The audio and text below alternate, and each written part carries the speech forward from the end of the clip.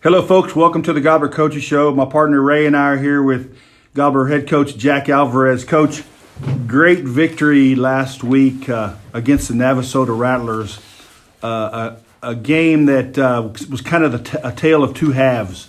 Talk a little bit about the first half and the second half.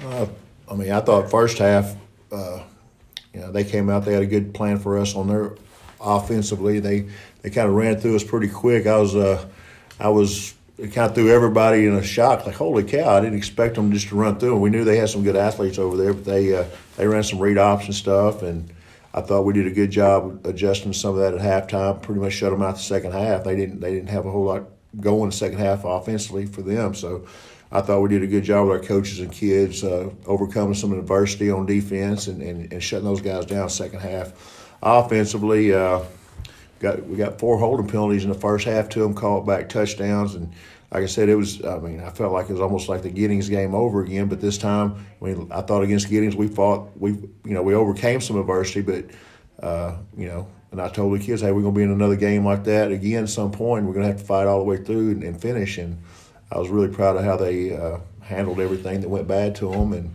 overcame. Big win for the Gobblers.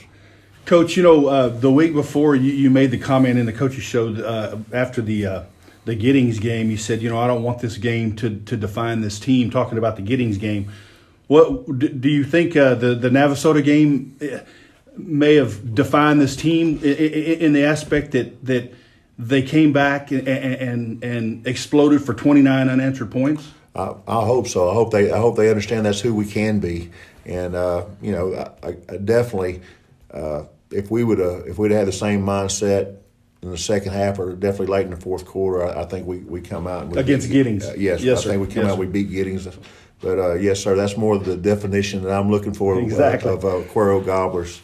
That's what I was thinking. Talk a little bit about, and I know without giving away anything, if anybody out there is listening, but it looked like you went to a different method of signaling plays in, because it seemed to be much quicker. You even went up tempo a little bit, which would have been harder, in my opinion. You know what I'm saying, to do? Did y'all go to a card system, or what did you do? Well, we've actually been using the same system. Okay. It just looked different. Yeah, we pulled some cards out, but we're still using some of the same system.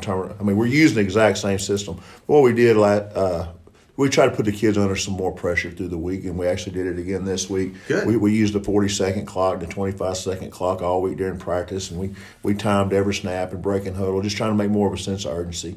And,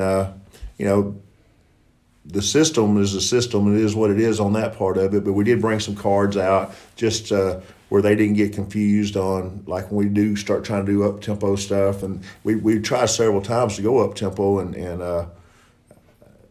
I think after the Giddings game, the kids saw the need for being able to go a little faster. And, sometimes you have to have bad things happen to you before you say, hey, we have a problem here. And kids are just like adults. They said we could show them the need, and they came through for us. Again, kind of along what Ray said, without giving anything away, and the game's already over with. But what kind of adjustments did you make at halftime? I guess defensively, because I think number 5 had. They averaged almost 9 yards a carry in the first half, and they averaged 2.7 per carry in the second half. What we did, we went to more of an odd front, where we were in an even front early, and they were able to.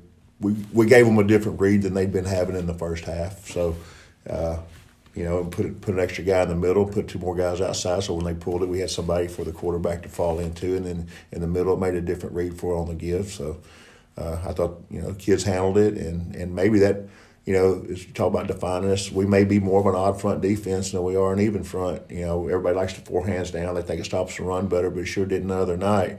So just looking at our personnel, and we don't have a lot of big guys.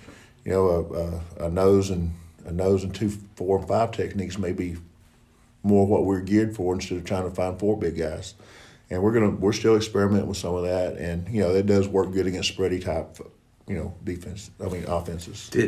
In your mind, did Metter make a big difference having another big body, so to speak? He's helped us so far, just having another guy in the rotation. He's a big, strong kid, and that was the easiest place for us to give him a chance to contribute. Just because I don't know if who all played an offensive line in here besides me, but sometimes it's hard to come in late in the year and really contribute in the offensive line unless you've been practicing the whole time.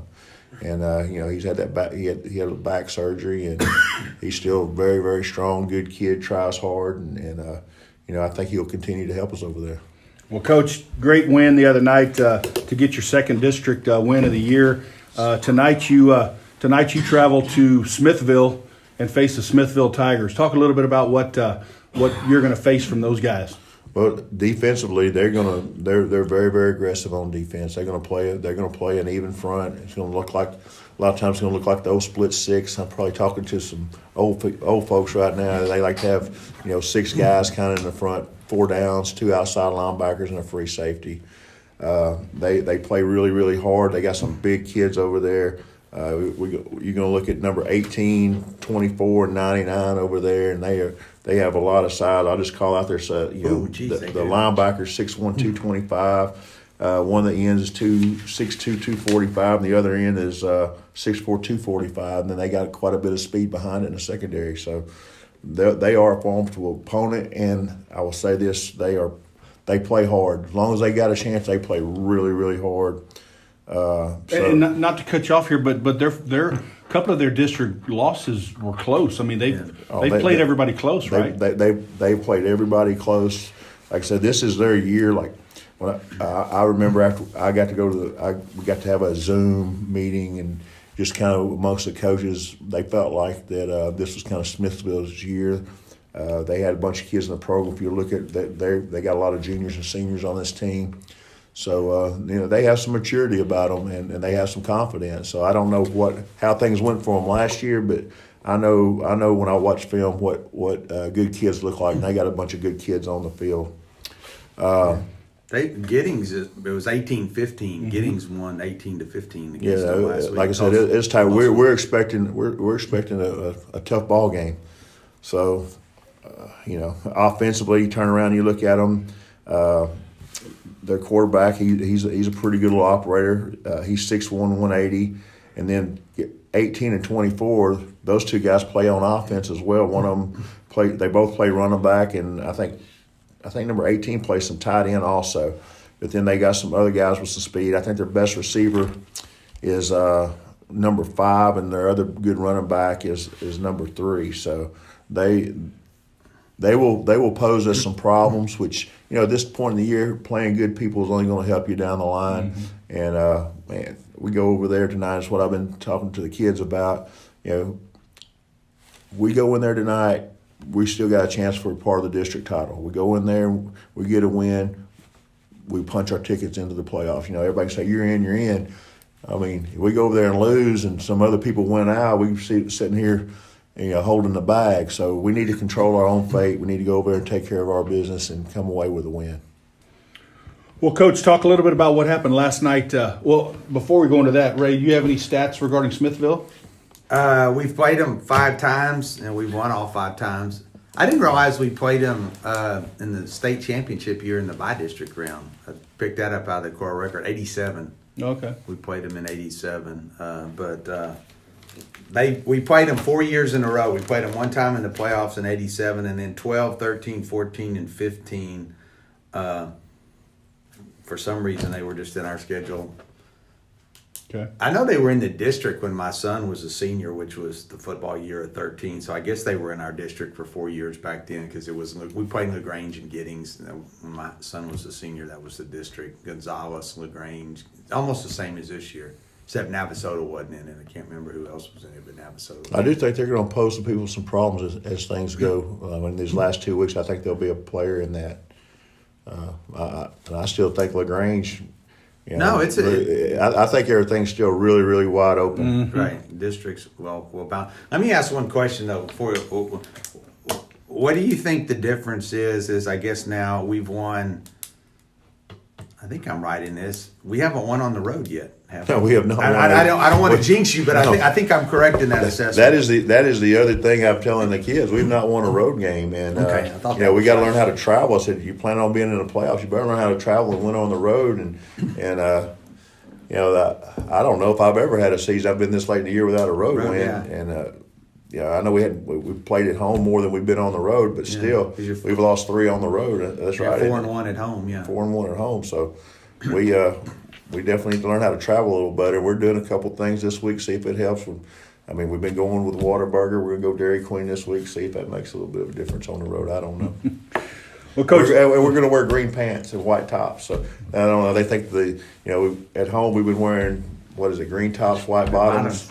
And they didn't want to, we wanted that, so they didn't want to get away from it. So on the road, we've been white on white every time. So I think they said, hey, go just try the green pants white. Hey, I'm for whatever. I will roll the dice when it comes to what color. No, sure. What color's on top and bottom. we'll talk a little bit about sub-varsity games, and I think junior high play. Talk about all that happened last night. Last night, 7th grade won 42-6. They will have a chance to be the district champion. 8th grade, I know they didn't have a very good year last year. They won, but they did win again 38-6. And if they win next week, both of them win. The way I got it calculated, they'll both be district champions. So Beeville's the only one we've lost to with the 8th grade, and they didn't play. They said they were going to play our whole district schedule, but I found out last night they didn't play Gonzales, so we're throwing them out. They don't play everybody. We're throwing you out. So anyway, and then Smithville did not have a true freshman or JV last night. They had a combined team, so we combined our 2 teams and we beat those guys 34-0. So we had a good night with the lower levels. So future's bright. Yes, sir. Future's real bright. What else? Go ahead, Ray. Just because I was out of the loop last week, first week we've all been back together. It's kind of like In a long time, you're reunion. But is the 7th grade? Did they play Beeville last week? They did. Won, so they're still undefeated. Or They're still undefeated. okay, I'm just keeping track over here. That All was, right. I tell you what, we talked. I don't remember if we mentioned it, but it was Belleville or Beeville. Belleville. It was Belleville. Again, I'm hey, you sorry, got to I said realize Beeville. I'm No, stuck. you're from East Texas. We understand. Parts unknown. Right. It was Belleville. I saw the school buses when they were. But down here. anyway, that I tell you what, that was the most impressive 8th grade group I've seen. We played them pretty tight. They had some really big linemen, had a running back and a couple linebackers that for 8th graders I was very, very impressed with, more so than anybody I've seen so far at that age group down this way. So anyway, they had a good team. And I thought our kids fought them hard. Anything else you want to ask on that sub-varsity, Ray? No, I mean it's doing well. I mean, you know. Well, talk about what else is going on in Gobbler athletics. Coach. May mention Brooke Wendell. Very proud of her. She's district champion in cross country. She went over to Starkey Park and dominated her run, so she'll be moving on. Girls volleyball. I know we got us a big win last week against Navarro, and then kind of punched our ticket into a stronger playoff position. I got to go watch us play last night in the by-district round. Got beat by, I thought, a very solid Bernie team. I really hurt for the kids because you could tell they felt like, to me, just watching them all year, they just got better and better as they went. And I think that program's going to turn. We got to somehow or another figure out how to get them out of the first round. And hopefully Coach Limley will get that thing where she's a perennial power also. And then basketball has started practicing, correct? Oh, yes, sir. Girls basketball started last week, Wednesday, and boys basketball started. They're going in the mornings right now. Coach Blanc's got those kids coming up here early in the morning, kind of it's not a true 2-a-days right now, but he's trying to find out who's in and who's ain't. So as far as getting them up early and getting the morning basketball practice in. So anyway, that's almost everything will be started here pretty quick. By February, we'll have some baseball and softball involved too, and track right behind it. So things are picking up in the school business. Ray, anything else?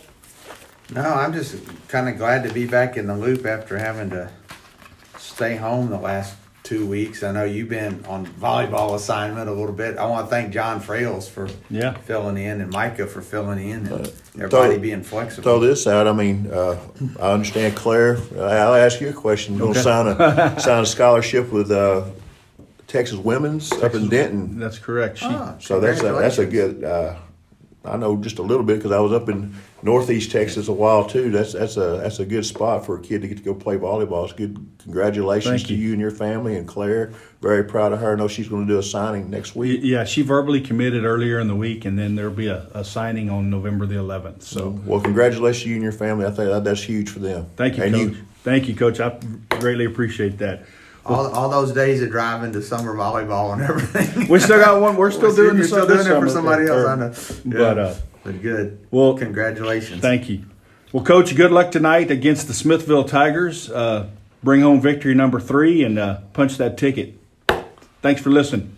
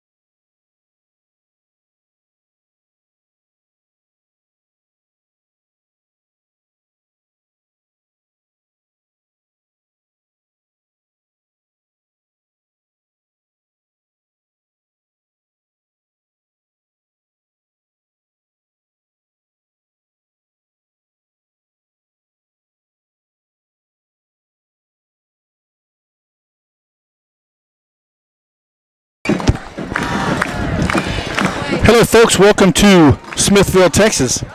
Smithville ISD, Tiger Stadium, against tonight's district matchup between the Smithville Tigers and the Cuero Gobblers. The Cuero Gobblers have just come onto the field, fixing to run out through the trotter line. Ray, talking to Coach Alvarez this morning, I think he wants tonight's team to come to the field bringing the same intensity that they showed in that second half last week.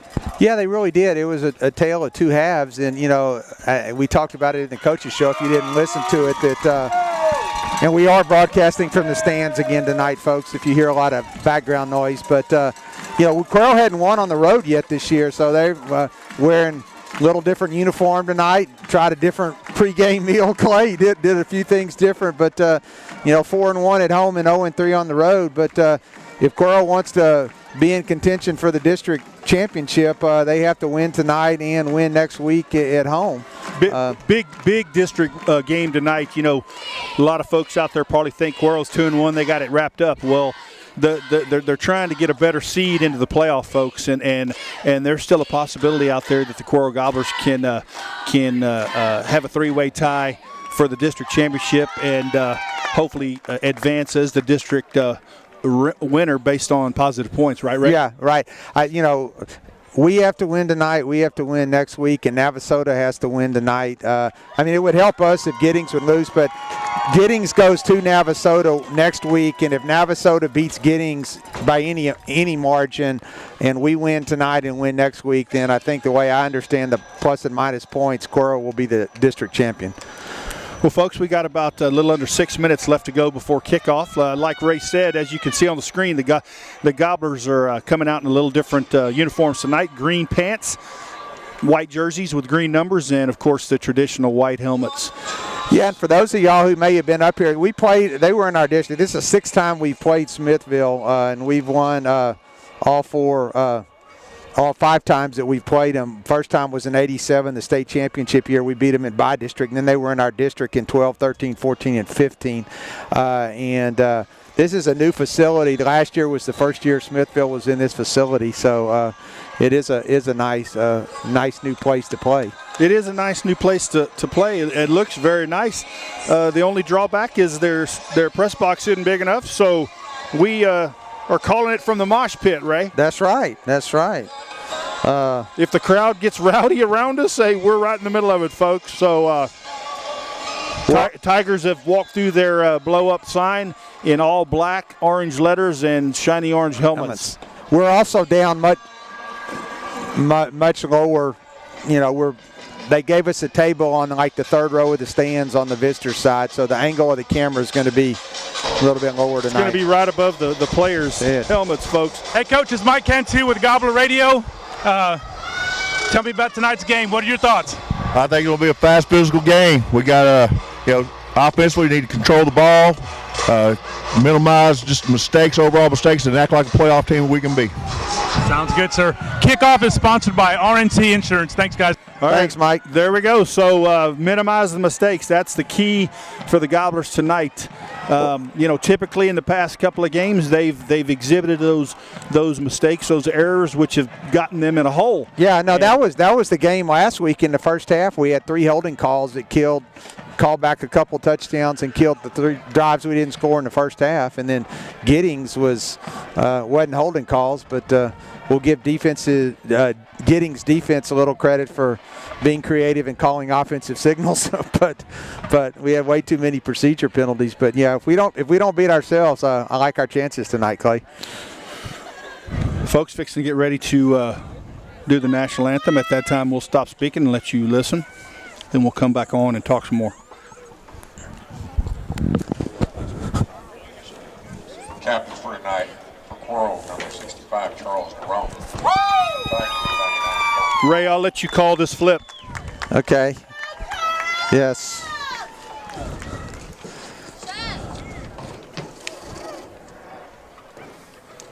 Yeah, I'm not sure I understand UIL's deal on doing this. I know I say it every week, but they've already flipped, so why don't they just walk out and tell us?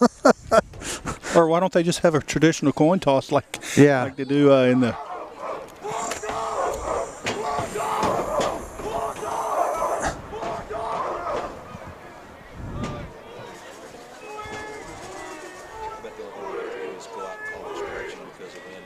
Yeah.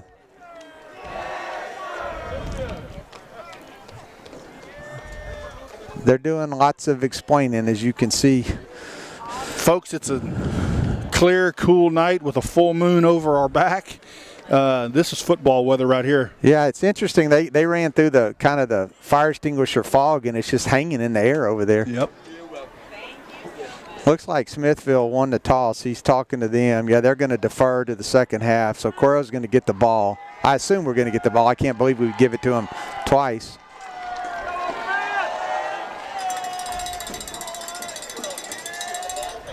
Cuero will receive from what I'm going to say would be the north end zone because the sun's set behind the home stand. So I think we're looking west, Clay.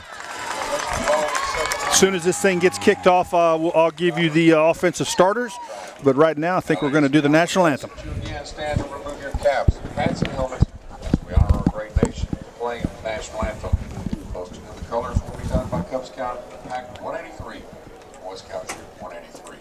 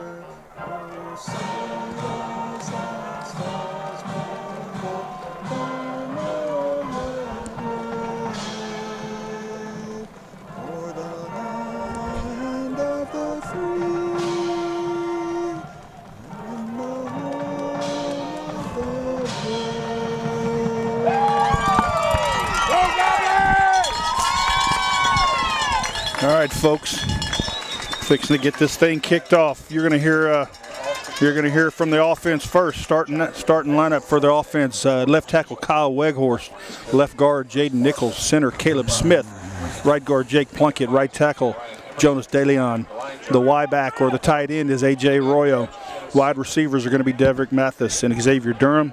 Running backs are going to be Tyson Williams, Jackson Hardwick, Breck Ellaby. You're also going to hear Breck Ellaby out at wide receiver, and the quarterback's going to be Jerry Rosette. Sponsored by Doug's Plumbing, proud supporter of SISD, located right here in beautiful Smithville, Texas. We love our customers and are proud to stand behind the work we do for honest, friendly, reliable service. All Doug's. Clay, I think we may have more fans here tonight than the home team does. I think you're right, Ray. I was just thinking the same thing. All right, deep for the Gobblers is going to be Tyson Williams. Clay, I watched them kicking field goals in warm-ups and didn't look like Jesse Mays, the kicker, M-A-Y-E-S, doesn't appear to have a tremendously strong leg because we're all standing at about the 15-yard line. I would anticipate a pooch kick. Tyson Williams, LeBron Johnson, and Dason Varela deep for the Gobblers.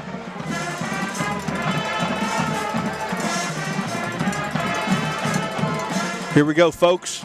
Squib kick down the middle of the field, taken by Varela at about the 25-yard line. He slips down and falls. Gets out to the about 28-yard line.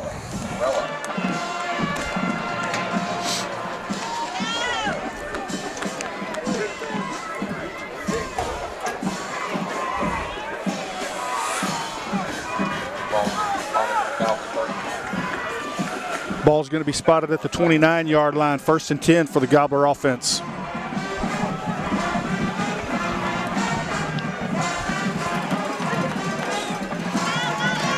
They break the huddle with one receiver split to either side.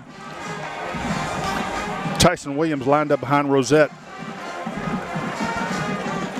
Rosette looks to the sidelines to maybe change the play. Better hurry. Play clock has gone to 0, folks, and the flags fly. So not a good start for the Gobbler offense. Had the full amount of time, no rushing. They weren't being rushed, and let that thing bleed all the way down to 0. Yeah, it looked like he tried to draw him off sides. I mean, we were giving a bunch of barking, until the clock got to about 15. Then he looked to the sideline for the signal. All right, 1st and 15 from the 24. Rosette drops back, throws out to his right. Caught. Looks like LeBron Johnson. Good gain. LeBron Johnson on the reception. Connor Swarovski on the tackle. Let's see, out to the 36, Clay. Going to bring up 2nd and 4.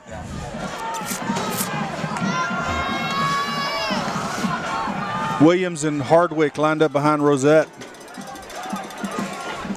Crosses over to Williams. He gets the first down or close to it. I think they're going to give it to him. Good run there by Tyson Williams. Yeah. Picked up 5 yards. 1st and 10 from the Cuero 41-yard line.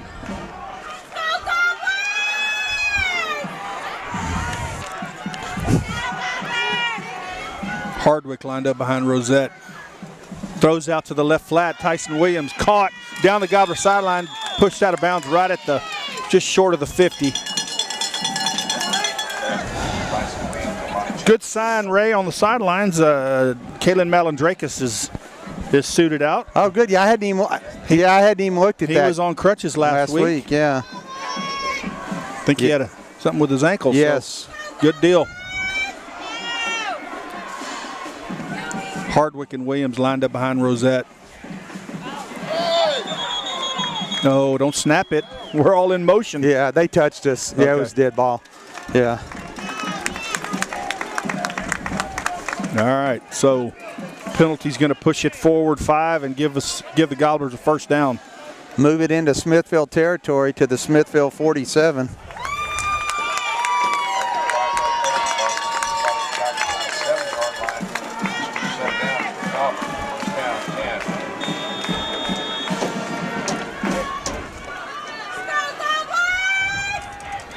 Hardwick and Rosette. Hand off to Hardwick up the middle. Gets about 3.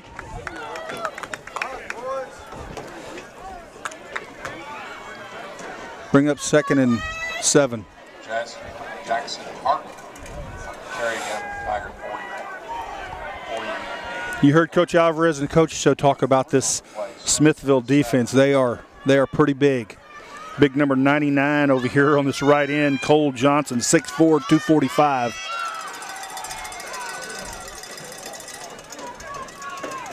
Rosette pitches it to Tyson Williams around the right-hand side. He cuts it up. Brought down by big Cole Johnson, but not after a Gobbler first down. It takes it all the way to the 34-yard line, Clay. Picked up 10 on 2nd and 7. Well, we've strung 3 consecutive first downs together. See if we can keep this going. Rosette fakes the handoff, rolls to his left, throws in the left flat. Caught Jackson Hardwick. Short of the first down, but nice play design. Nice play design. Fake the cross buck and throw it to the back in the flat. Flag on the play, though. Geez.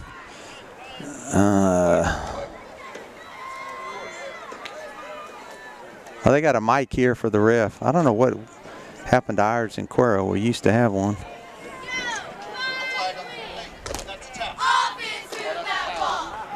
Oh, that's a towel. All right. Oh, it's a towel. Okay, I thought it's a flag. Well, the ref ought to pick it up. You know what I mean, Ray? Yeah.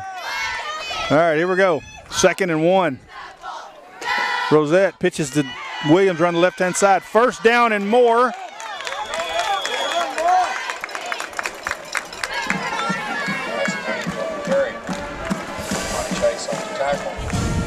Picked up 8, Clay. Ball is spotted at the 17-yard line, 1st and 10. That's a statistician's worst nightmare. Cut up. That a boy. Good job by Tyson picking out the hole, planting the foot, and going north and south. He's down to the 12. Third down 5. Second down 5.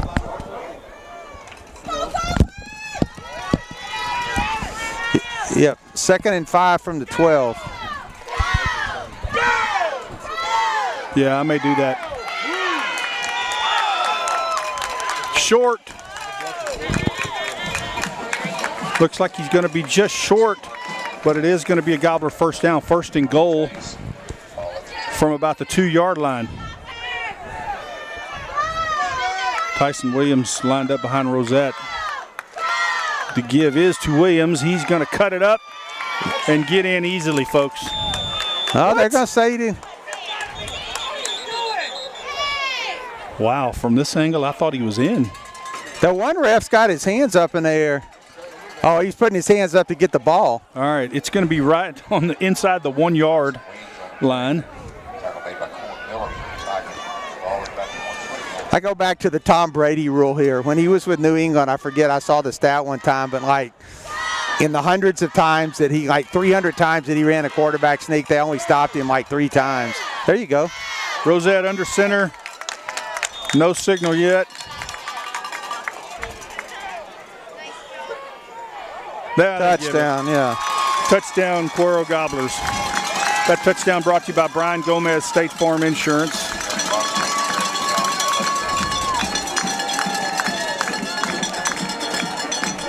Bo Fournette out to kick the extra point.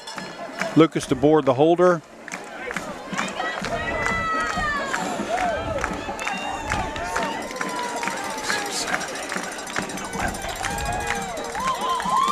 And he knocks it through.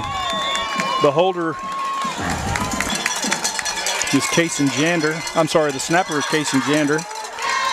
So with 8:07. 11 plays, 71 yards, 3 minutes and 53 seconds. 3 pass completions and 8 rushes, and we're in the end zone, Clay. Kickoff sponsor, we forgot to mention that. We appreciate RNC Insurance. Located at 212 North Esplanade. Phone number is 361-275-9800. Stop by and see Rich Carbonera and his staff for your insurance needs.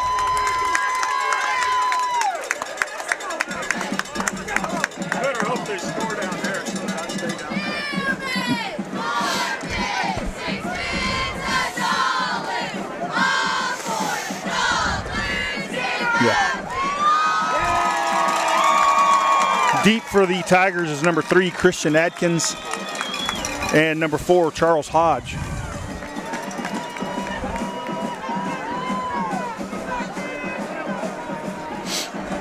All right.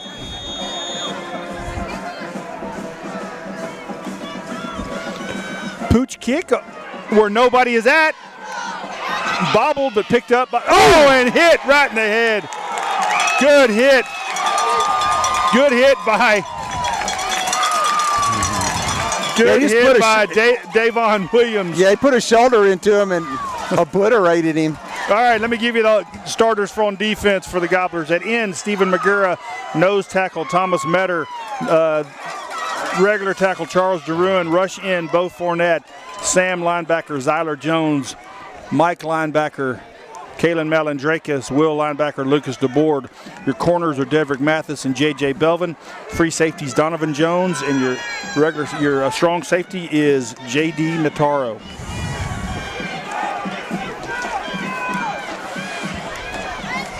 Shotgun formation for the Smithville Tigers. Quarterback hands off to number 10 around the left-hand side. He's given up ground and dropped for a loss. Brought down by Bo Fournette at about the 12-yard line.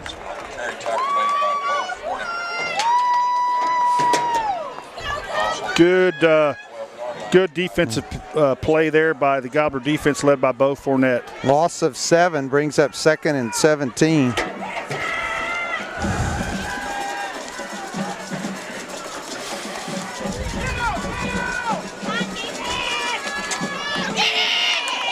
Hands off to number 5 That's around the end. Got some room.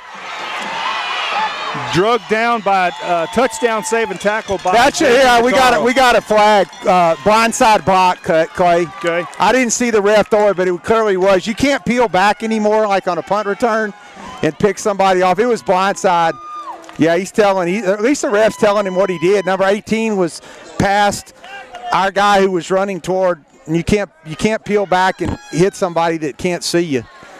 Good run there by Armonte Chase, but that will be brought back. So he'll get credit for the run from the 13 out to the 23. So he gets 10 yards on the run, but then they're going to mark off half the distance to the goal, and the ball is going to go back to the 11.5-yard line.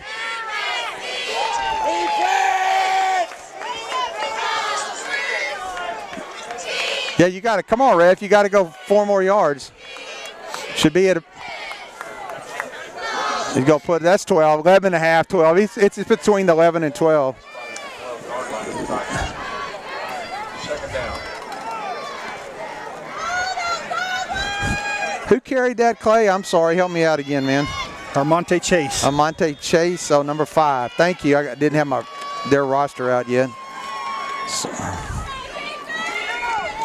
Quarterback hands off underneath. Drop for another loss. A.J. Arroyo on the tackle. The ball carrier, number 18, Chris Sanders, is bottled up by Arroyo. Another loss brings up 3rd and forever.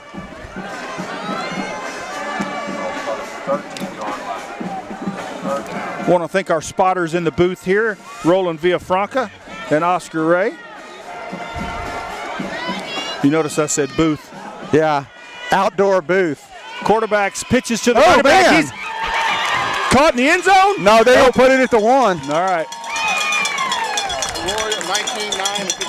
Arroyo led that charge.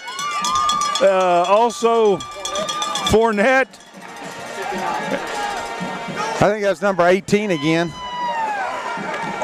So drops him for another short loss.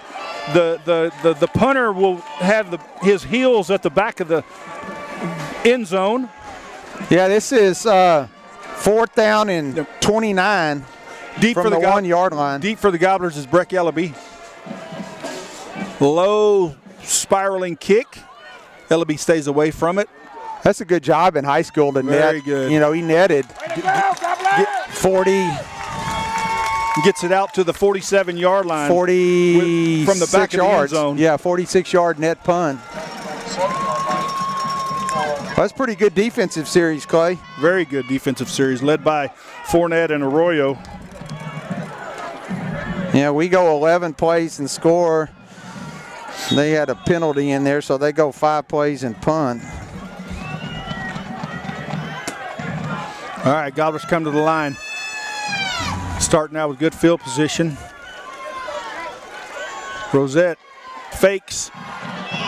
Almost hit from behind, but he gets it off. Intended receiver was Xavier Durham, but he overthrew him.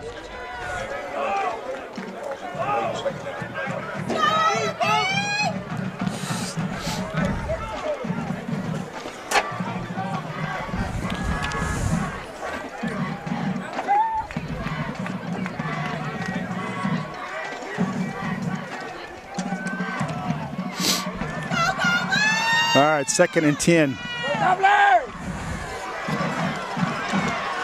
Rosette, Hardwick, hands off to Hardwick over the right-hand side. Gain of about 4. Jackson Hardwick on the carry. Tackle made by Flowers. Ball spotted just shy of the 43-yard line. Smithville. Down 7.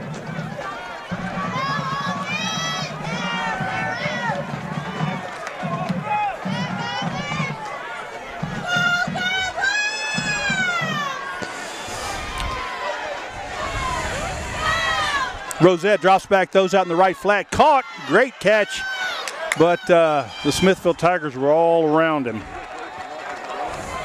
No gain, huh, Ray, or is it a loss? I think it's a loss. Yeah, we were down at the 40, about 43 and a half, and they're going to spot it back to the original line of scrimmage. So, all right. Who caught it? I guess 8. Ellaby? I think it was Ellaby.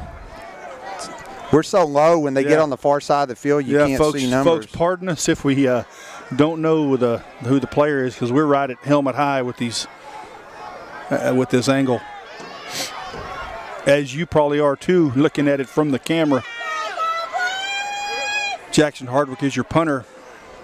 Low punt, gets it off though. Good Does job. a great job of Bounce, getting it bounce, off. bounce, bounce. Takes a Cuero roll inside the 10, right at the 5-yard line. Good job by Jackson Hardwick.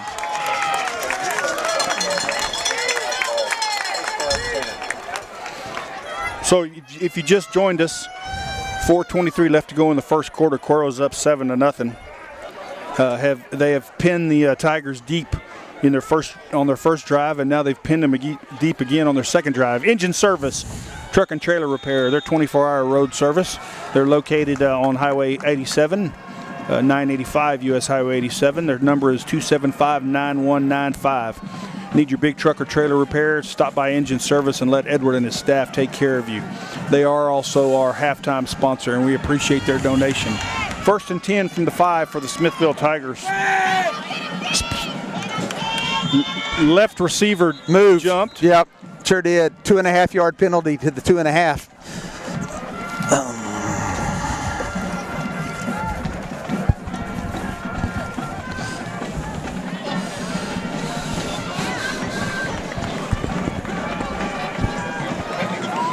Ball back inside the 2.5.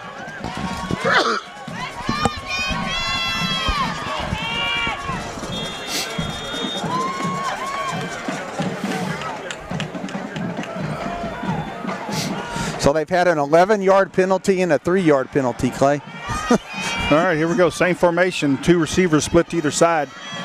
Quarterback drops straight back, looks to his left. Now he breaks the pocket. Pressured.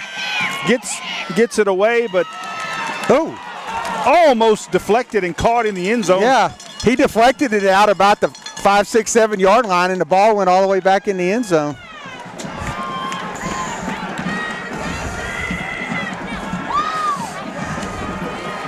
Good coverage there. I think it was Deverick Mathis. Yep.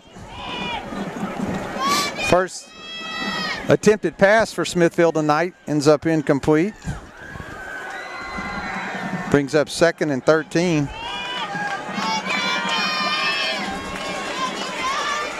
Hands off to the runner back up the middle. Big hole. Brought down by Justice Belvin, but not before a huge gain. That running back that ran that ball was Christian Atkins, number 3. Yeah, picked up 21 yards, Clay. 22 yards.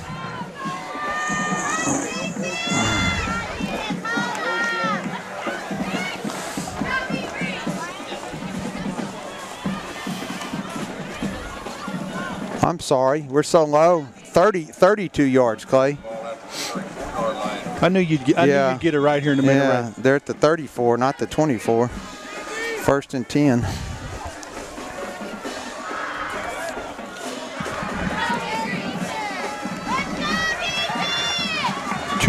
Three receivers split to the right, 1 to the left. Quarterback keeps it himself over the right-hand side, goes around right in. Driven out of bounds by Justice Belvin and J.D. Nataro.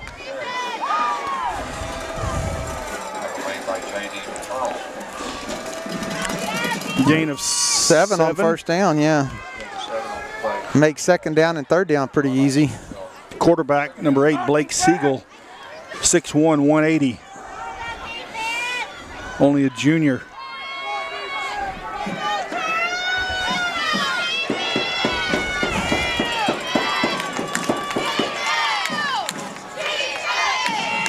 Siegel drops back, drop for a loss. Charles DeRuin.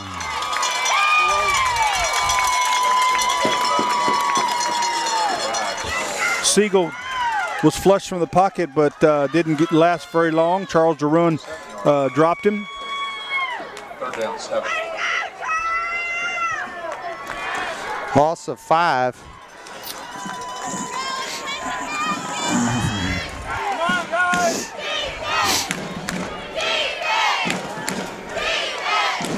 Brings up 3rd and A long 8. 2 receivers split to either side. Quarterback drops back, is pressured again, throws it. Oh, geez, he's and wide open. Caught by number 3, Atkins, down the Tiger sidelines.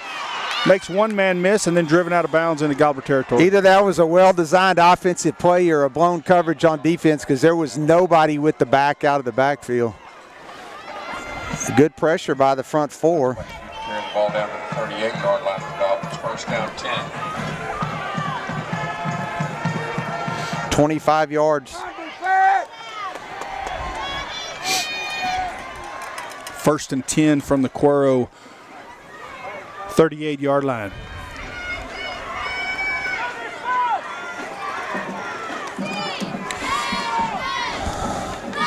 Keeps it himself, fakes to the right, goes up the middle, couple of yards. Brought down by Fournette 65 and Charles Deruin. 2nd and 6. Yeah, number 3 for them, Clay, Christian Atkins. He's had a 32-yard run and a 25-yard reception, so they've been negative on almost every other play except that, but those 2 plays in this drive add up to 57 yards. He goes out, number 5, Armonte Chase comes in. Their wide receiver was only 5 yards off sides.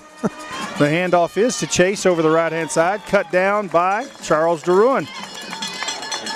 Jackson Hardwick cleans him up.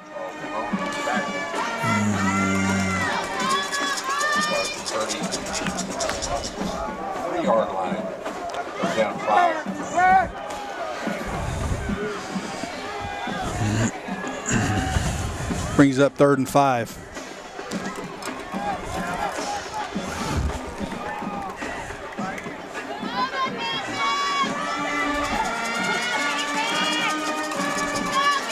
Oh, there you go. Hands off to big number 18, Chris Sanders. Jackson Hardwick But met him in the backfield. Met him in the backfield. Chris Sanders, 6'1", 225. That's a load right there, Yeah. Ray. 36-yard line. Yeah, loss of 3. Down 8. Can you get off the field here on 4th and 8?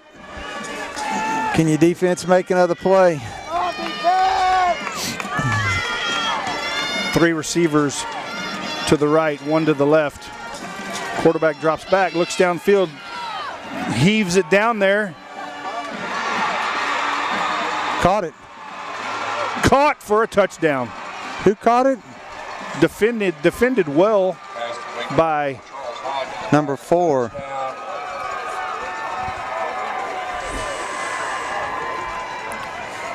You gotta. couldn't It's tell. hard. It's hard to do, but if you're the defensive back, you have to look for the ball. You can't. That's the key. I mean, he was in good position, Clay. He was in great position. Just the receiver saw the ball and the defensive back did not.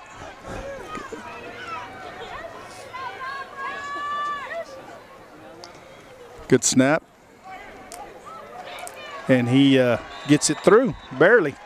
So with 40 seconds left to go in the first quarter, that brings the score to Smithville 7, Cuero 7. Smithville 7. Brian Gomez, State Farm Insurance. Holler at Brian Gomez for your insurance needs. His number is 361-275-9193. Brian is our touchdown sponsor, and we always appreciate his donation to the Gobbler Booster Club.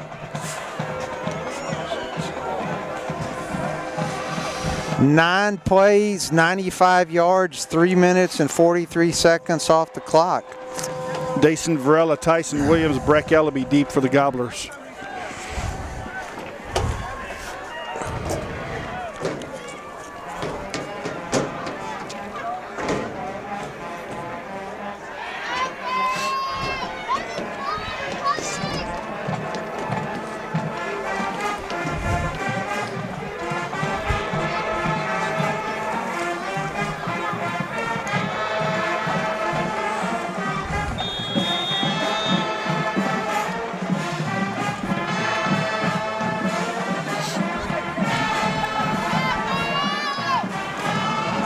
Oh, short pooch kick straight out of bounds.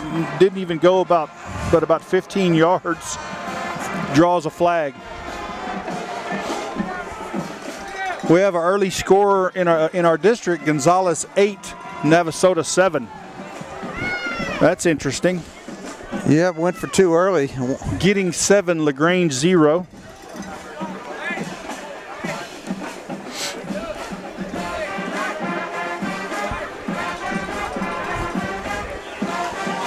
All right, so with the penalty, Cuero's going to get the ball at their 42-yard line.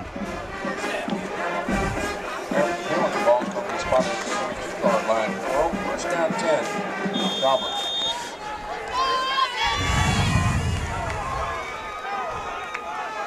Rosette quickly hands off to Tyson Williams. He cuts it up after going still on his feet. Going to be a gain of about, what, 2, Ray? Yeah, it looks like they're going to give him maybe just 1, Clay. Okay. Let's see where they put it. Yeah, 43, so picked up 1. Tackle made by a bunch of times. Second down, that'll gain a point. Second down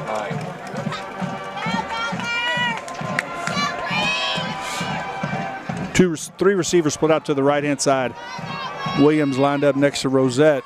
Rosette will not get the play off. So, at the end of 1, folks, the score is tied 7-7.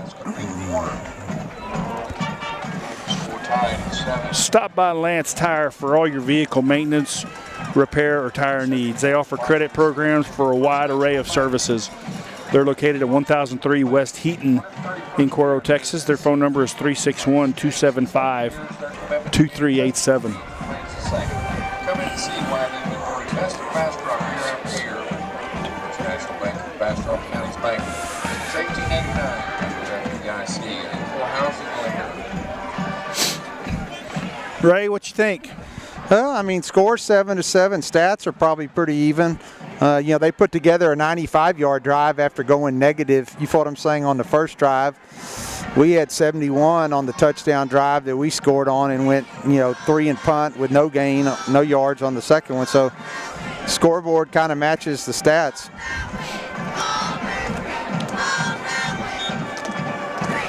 All right. Cuero comes out in the second quarter facing a 2nd and 9 from their 43-yard line. They stick with the same formation. 3 receivers out to the right, all lined up in a row. Rosette throws downfield. Oh, good caught. job.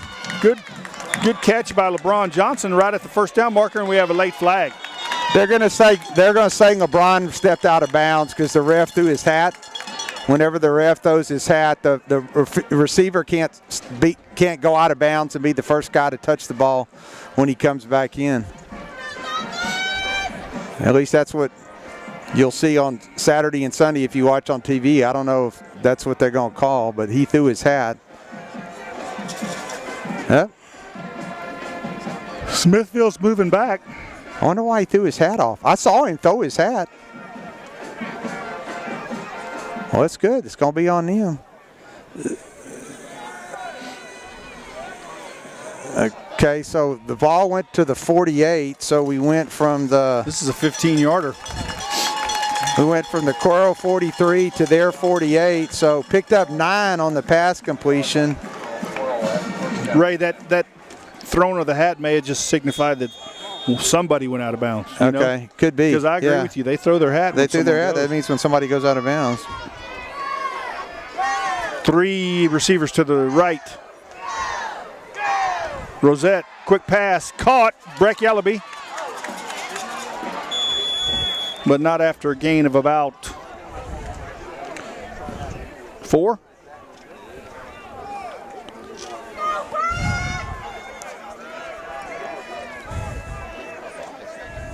Looks like a gain of 5, so 2nd and 5. Yellaby lined up in the backfield next to Rosette. Durham goes in motion, pitch to Durham, tries to get the corner, doesn't get it. Good penetration there by that right end for Smithville to blow that thing up. They're going to give him 1 yard. It's going to bring up 3rd and 4. Contact with number 1, RJ Parker. They're down 4. Yeah, we're definitely in 2-down territory here, Clay.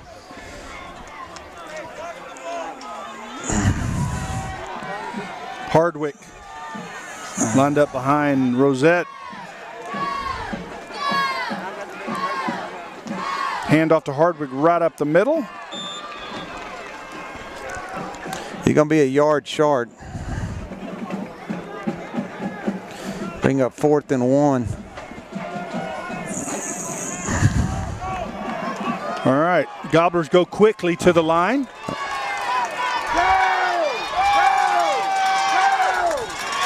Actually, 4th and 2.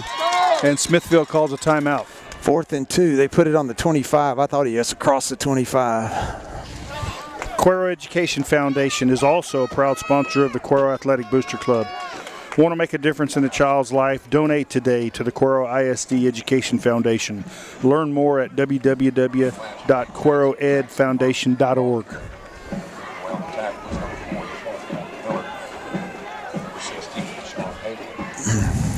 Gobblers have the ball. 4th down. 3, 1, 2. Clay, it wouldn't surprise me to see him fake that crossbuck and throw the little pass to the flat, to the back in the flat. Generally, it's wide open. I don't know that they'll want to throw it, but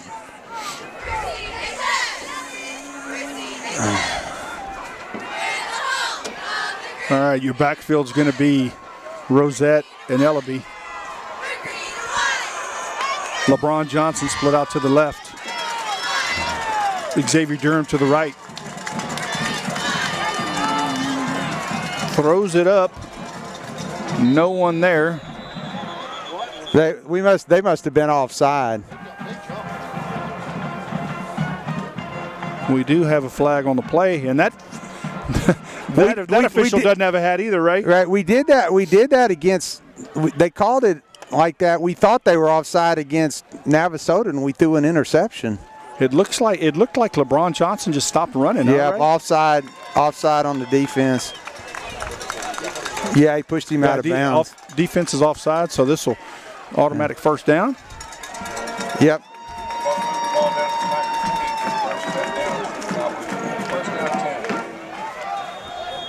So the ball's at the 20-yard line now, 1st and 10 from the 20. That's a nice way to pick up a first down on 4th and 2. Yep. Hardwick and Rosette in the backfield. Throws across the middle of the field. Touchdown. Caught Tyson Williams. That's a good job by the running back to go up with his hands and get it, Clay. That touchdown brought to you by Brian Gomez, State Farm Insurance. Great play all around there. Good pass by Ellaby. Good catch by Rosette. Good catch by Tyson Williams. Got to give Rosette his credit. Yeah, he put it right where it needed to be.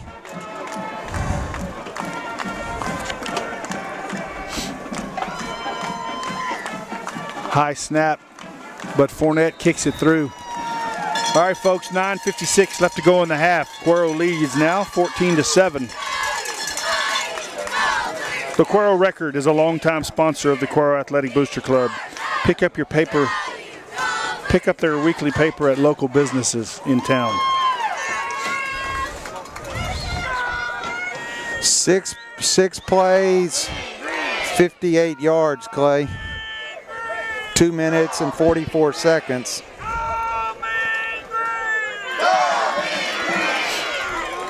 Yeah, that was a nice drive there. Yeah, that's one thing that we've done really well this year is throw to backs. I think in high school football, it's really hard for linebackers to cover running backs 20, 30 yards. You follow what I'm saying, down the field? Yeah. Put a lot of pressure on a defense that way.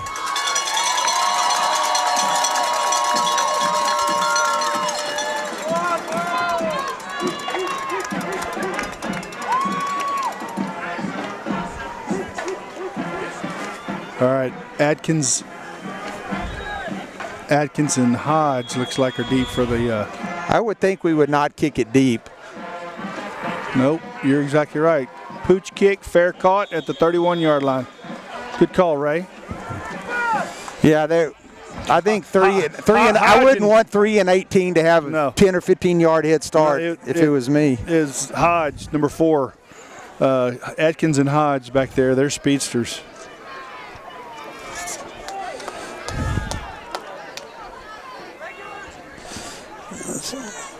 All right. Ball at the 35. Back at 35-yard line, first down 10.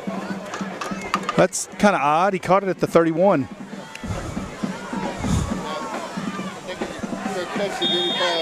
Yeah, I agree with you. All right, 3 receivers split to the left, 1 to the right. Empty backfield now. Atkins drops back, surveys the field, pressured. Gonna be taken down.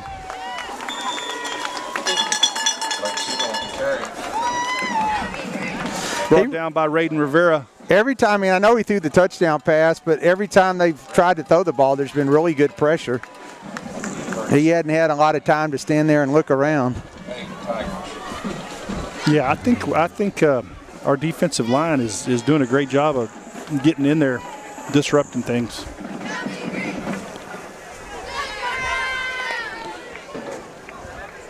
Second and 8.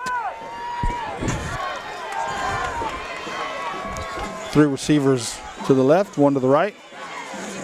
Snap to Atkins. Lucas DeBoard makes the tackle. That's just the inside zone read, and he just goes right up. You feel what I'm saying? Yep. But not after a first down.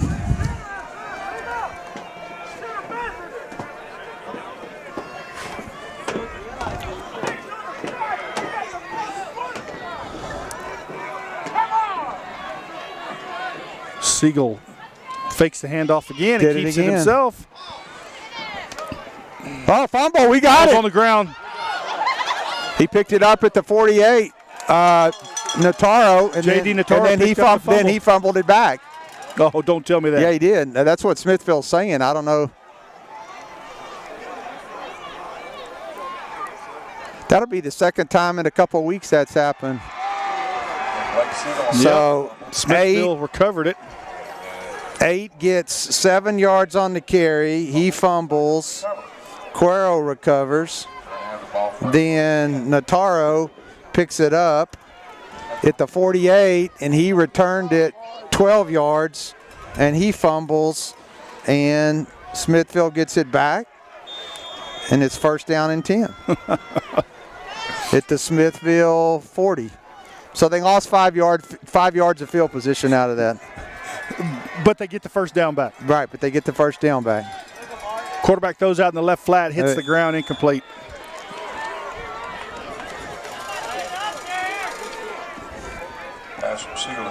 That was fortunate that was incomplete because I think he had some green to run. I agree.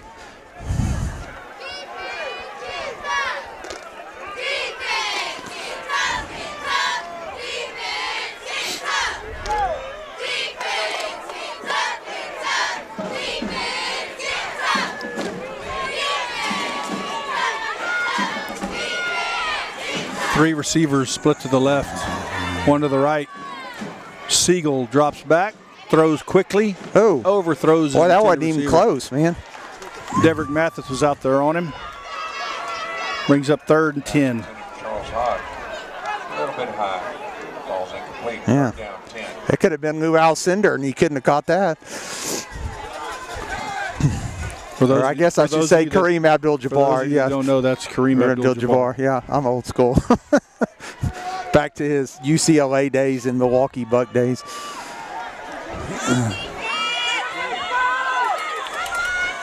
All right, same formation. 3 to the left, 1 to the right. Get there. There you go. That'll be Charles Derun and Raiden Rivera.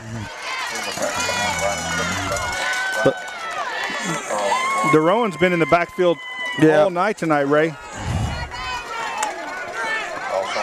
He's working on that defensive player of the game again. He wants it all to himself this time. They've rushed the ball. That counts as a running play, but they've had 12 rushes, 6 for negative yards and 6 for positive yards. Breck Yellaby deep for the Gobblers.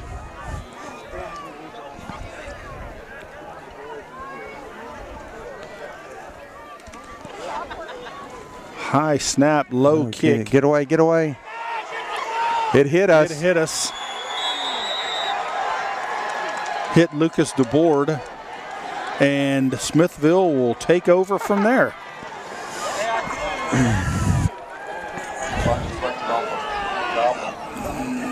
Bad turn of events there for the Gobbler special teams. DeBoard's running downfield with his back to the ball, and it's a low line drive. Low line drive. It hits him. You can't blame that on DeBoard. No.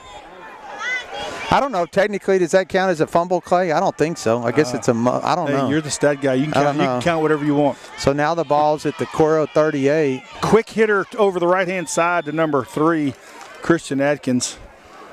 Brought down by Charles Atkins on the Thomas Metter. tackle made by Lucas DeBoard. Yeah. Play down the 36-yard line. Second down, 8 Tigers. Brings up 2nd and 8 for the Tigers in Gobbler territory.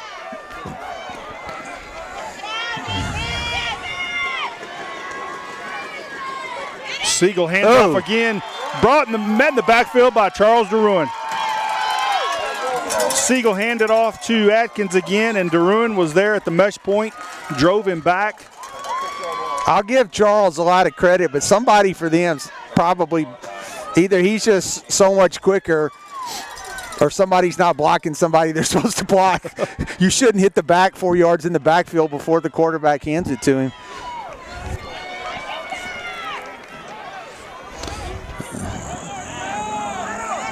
Brings up a 3rd and 10 situation. Siegel drops back, looks, breaks the pocket, throws it across the middle, caught by number 10, making people miss, gonna get the first down and more. Had him wrapped up, broke the tackle, gets the first down, finally brought down by Dason Varela. Clay, they may have more quickness than anybody I think we've seen this year. They got 3, 5, 10, 4.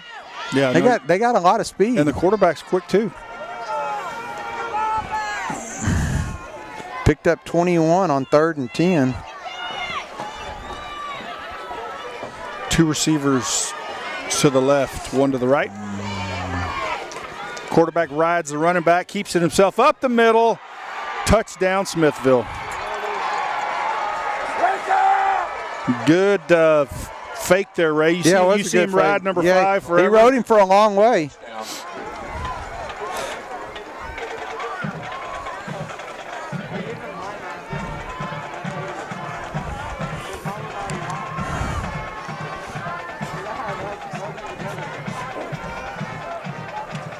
They have Yoakum's fight song.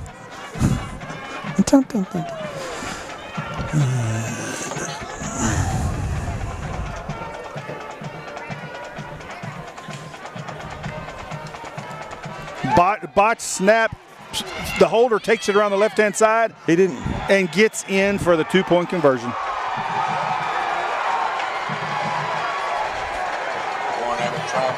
Hey, Ray, even the holder has some speed. Yeah.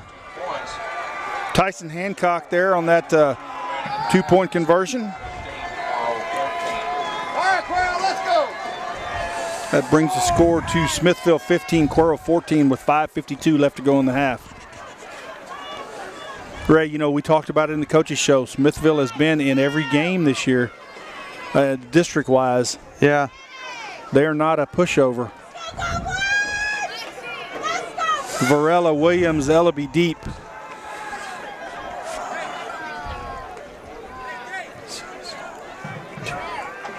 Yeah, that was a 10-play, 65-yard drive that we should have had possession of the ball twice. You follow what I'm saying? Yep. And been off the field.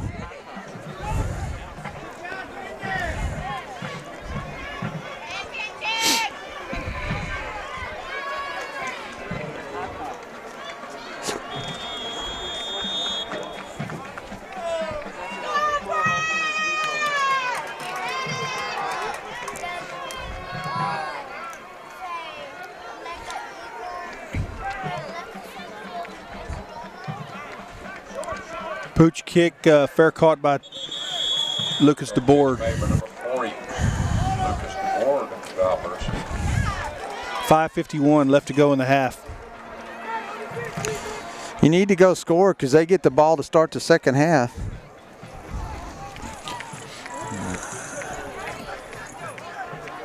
Ball's going to be spotted at the 35-yard line. First down, 10 Gobblers.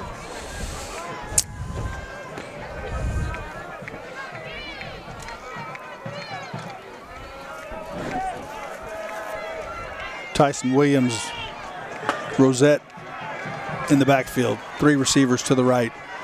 Rosette hands off to Tyson over the left-hand side, makes one man miss, gets around the corner.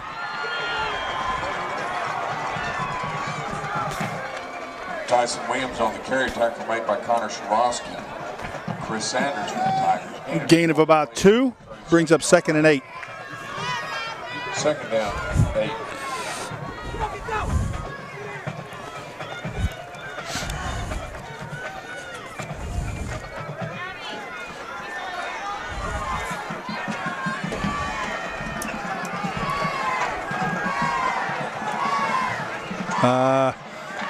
They didn't call. Big hit there by number 1, R.J. Cardwell on Jerry Rosette to drop him for a huge loss. He came in untouched, looked like, Ray. Yeah. There's a blitz out of the secondary for number 1. You follow what I'm saying? He came off the edge on the backside. Jerry's left-handed, so his back was to that side of the field. He was looking to this side of the field. Thought we were going to get called for illegal procedure out here. The receiver wasn't set when we snapped the ball, but doesn't matter. It's 3rd and 15 now.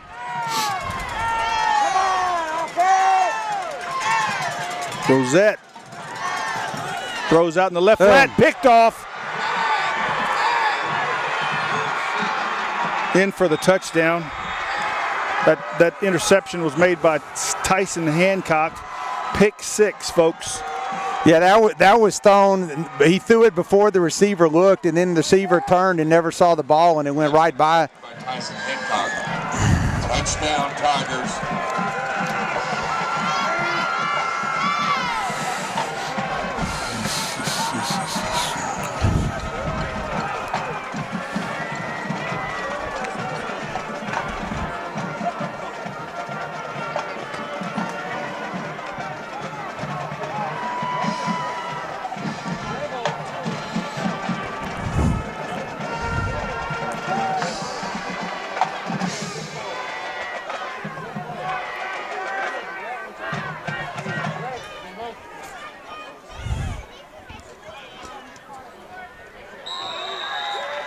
And the kick is good.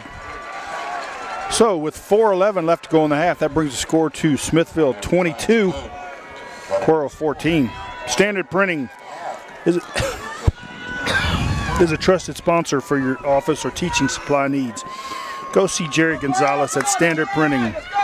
They offer a wide variety of services such as signs, engraving, custom digital work, business cards, and much more.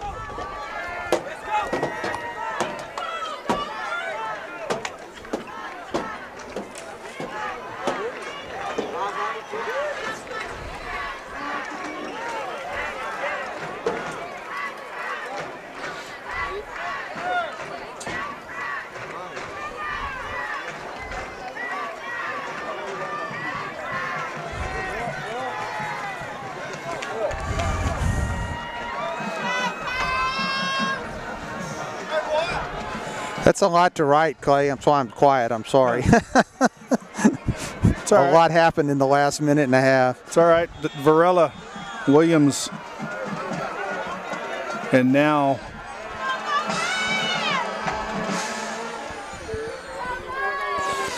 Davion Williams. Another short pooch kick. Great catch there by 20 Sean Burks to preserve that possession. Nobody was expecting that. You know, I'm not sure I'm 100% right on this, but you can't hit the offensive player if the ball hadn't gone 10 yards.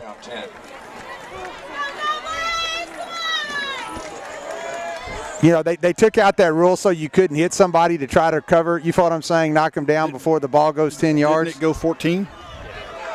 I guess you're right. I'm sorry. It's all right. Thank you.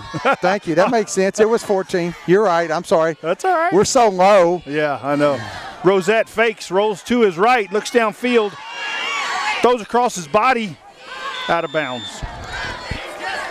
Tough throw there for a left-hander. But I like them rolling him out, Ray. Yeah.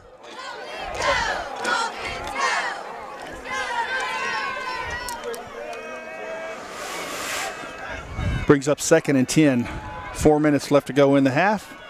Cuero trailing 22-14. Rosette pitches to Ellaby around the right-hand side. He passes it to Ellaby, more like it. Shovel pass? Shuffle pass forward, yes, sir.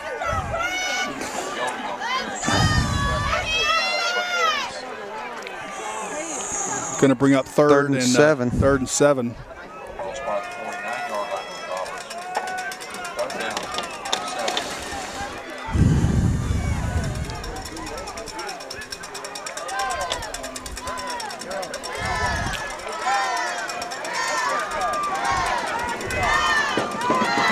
Two receivers split to the left. Rosette. Oh, geez. Hands off on a misdirection to that's that Zach. little Yep, wraparound draw, and he just got his draw. foot tangled on the guard. No gain. 4th and 1. Back up 1 yard gain. 4th and 6. So the Gobblers will punt it away.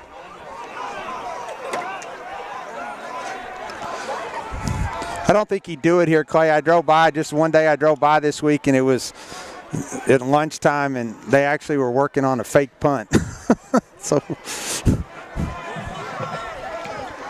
Deep for the Tigers is number 4, Charles Hodge.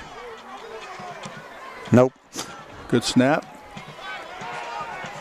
Kicks it straight left, goes out of bounds. Doesn't go out of bounds, my bad. From this angle, it looked like it was going to. All right, so Smithville will take over with 2:29 left to go in the half. Looking to put more points on the board. We got 2 minutes, 29 seconds remaining. Live streamers out there. Yeah.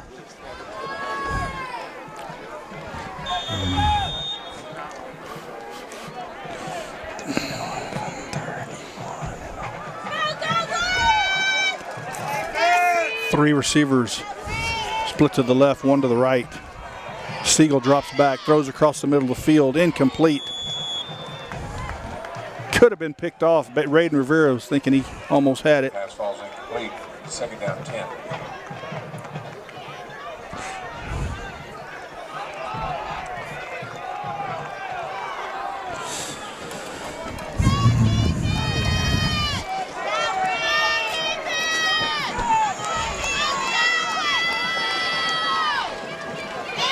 Quarterback throws down the He's out of down the bounds. Tiger sidelines, but the receiver was out of bounds. Yep. Intended receiver was number 4, Charles Hodge. Brings up 3rd and 10. Down 10. I'm a little surprised, Clay, and not trying to second guess anybody's coaching staff, but if I was him, you run the ball on 1st down and see if you get 5 or 6 yards and eat some time. If he throws an incomplete pass here, they just turn right around and punt it back. You know what I'm saying? You're to right. us. It gives us plenty of time to try to score. And they get the ball to start the second half.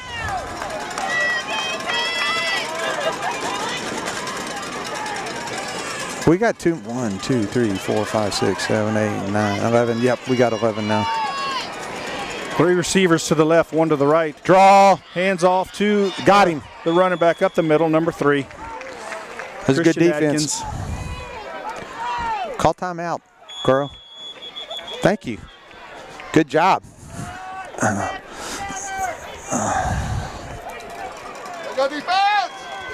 Grace Memorial Chapel is a Cuero Gobblers Booster Club Gold sponsor. For your funeral needs, contact former Cuero Gobbler Marcellus Wesley at Grace Memorial Chapel. They will provide a personal touch in celebrating the life of a loved one. They maintain the highest level of professional standards and quality care. Grace Memorial Chapel is the offensive player of the game sponsor. All right, so 2:07 left to go in the half. Smithville's facing a 4th and 4. And looks like if barring any unforeseen tragedy here, Gobblers are going to get the ball back. You wouldn't think Smithville would have anything up their sleeve here, Clay, would you? Well, no, I just don't want to. Yeah. No, I Get agree. us in the I back agree with you. I again mean, and you're they up get the ball. 8. You're up 8, and you get the ball. You would certainly think punt is in order, but he's not. The punter's not out there. You're exactly right.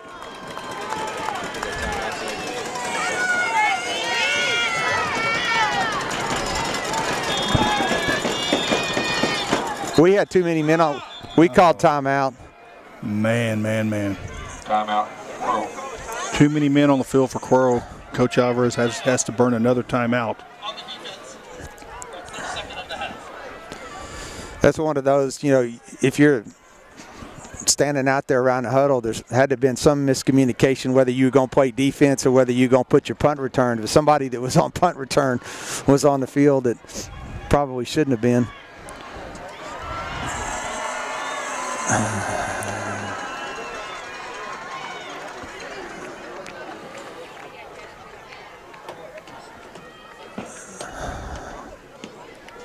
Yeah, I think as low as that guy punts, I'd play my defense, and if he punts it, I'd get out of the way.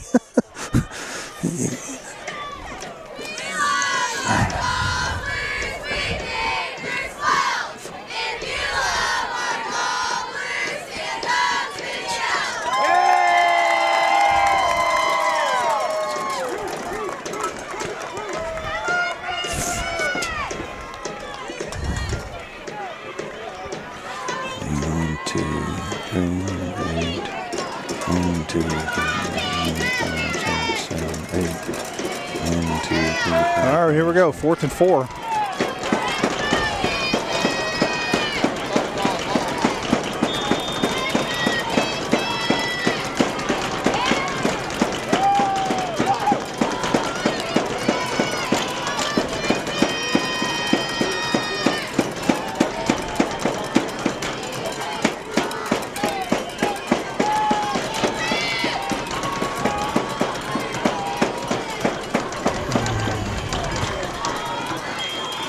And that's what they That's tried. it.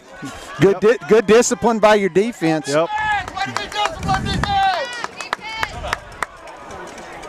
the offense. That's their second of that. Timeout, Smithville.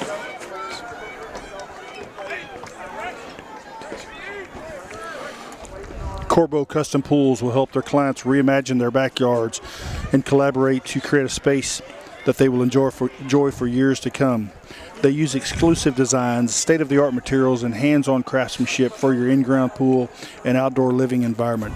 Give them a call at 361-648-7640. Corbo Custom Pools is a gold sponsor of the Cuero Gobblers All Sports Booster Club. They are also our defensive player of the game sponsor.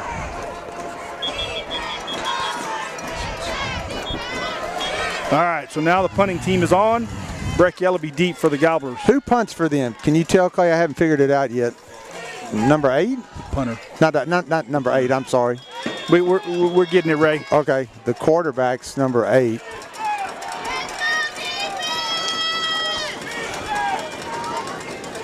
Who? Good punt. Fielded by Yellaby.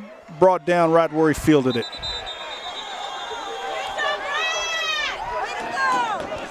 Thank you. Number 9 is the punter. I've missed that every time. Return by Darius Sullivan. All right, Cuero's going to start out Yard line, first down 10. on the 35-yard line with 1:59 left to go in the half. But they only used up 30 seconds and gave us a ball right back. With 3 passes. Yeah.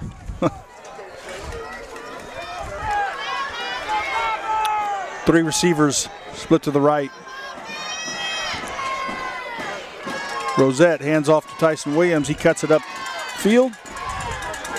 Brought down after a short gain. Tyson Williams on the carry.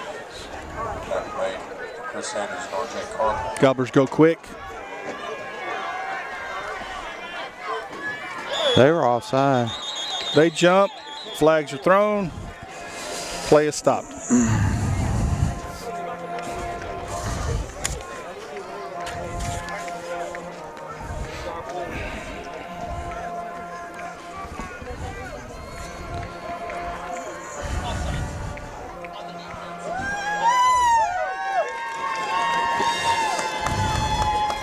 All right, going to bring up 2nd and 2. 5-yard penalty stepped off against the Tigers down to the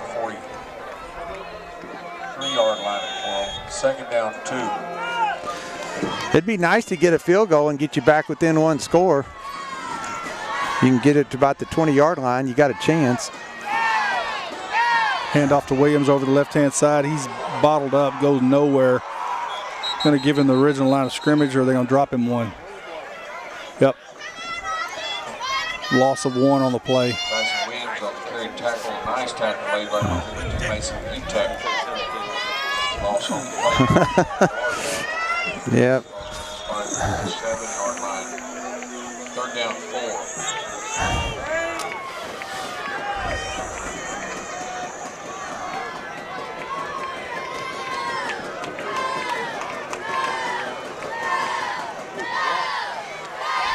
Pitch to Ellaby around the left-hand side.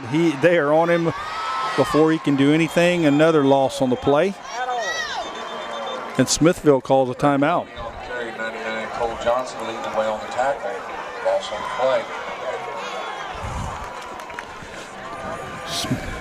Smithville calls a timeout, looking to get this ball back with 56 seconds left to go. At the 41-yard line, it's going to be 4th and 4. In the half. Timeout Smithville.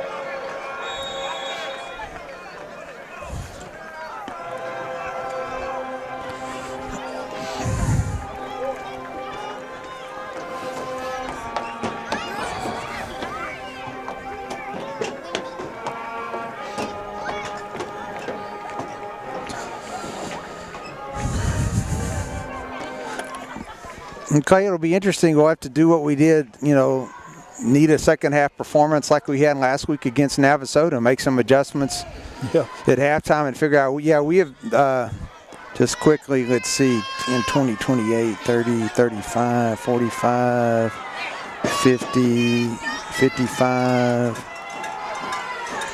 56. We only have 47 yards rushing in the first half.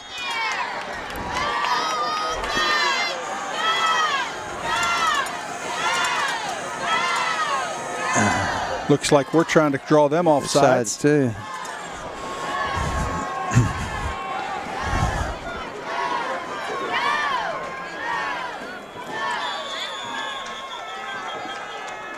Nobody bites.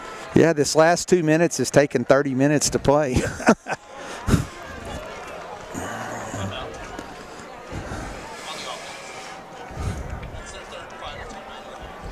All right, Ray, neither team has any timeouts left.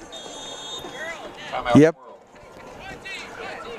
It's, kind of crazy. And, I guess if you want to count the punt, which I guess you have to, we've had 3 turnovers in the first half, one of which was a pick 6. But, the drive that we were up 14-7 and created a turnover with their fumble and then gave it right back to them.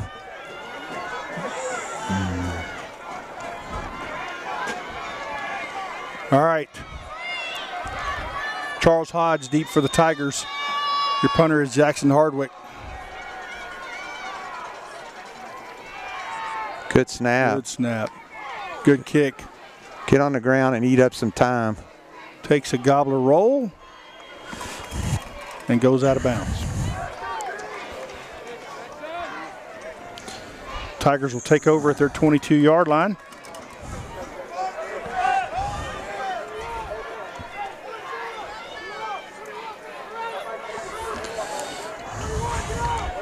Punt rolls out of bounds at the Tiger 23-yard line. Smithville will take over.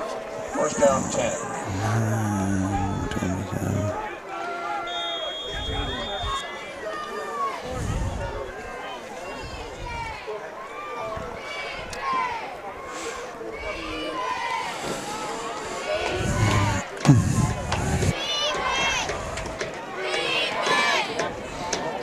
All right. Gobbler secondary's playing deep. Or looking to play deep. And They're going to go take a to. knee. That's probably smart for them. They get the ball to start the second half. Why are we stopping the clock?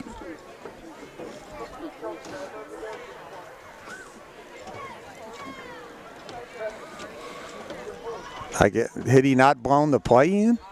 Flag on the play. Yeah, there's a flag over there. All right. It's against Smithville. 5-yard penalty takes it back to the 18. Legal procedure against the Tigers. First down 15.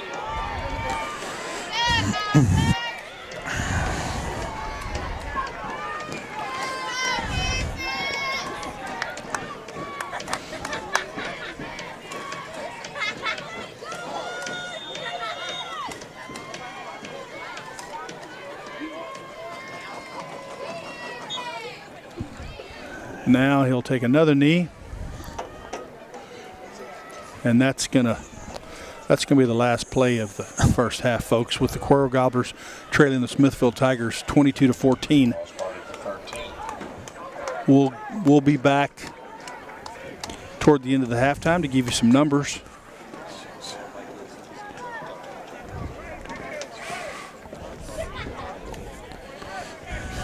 We're going to call that the quarter because they took the football off the wheels.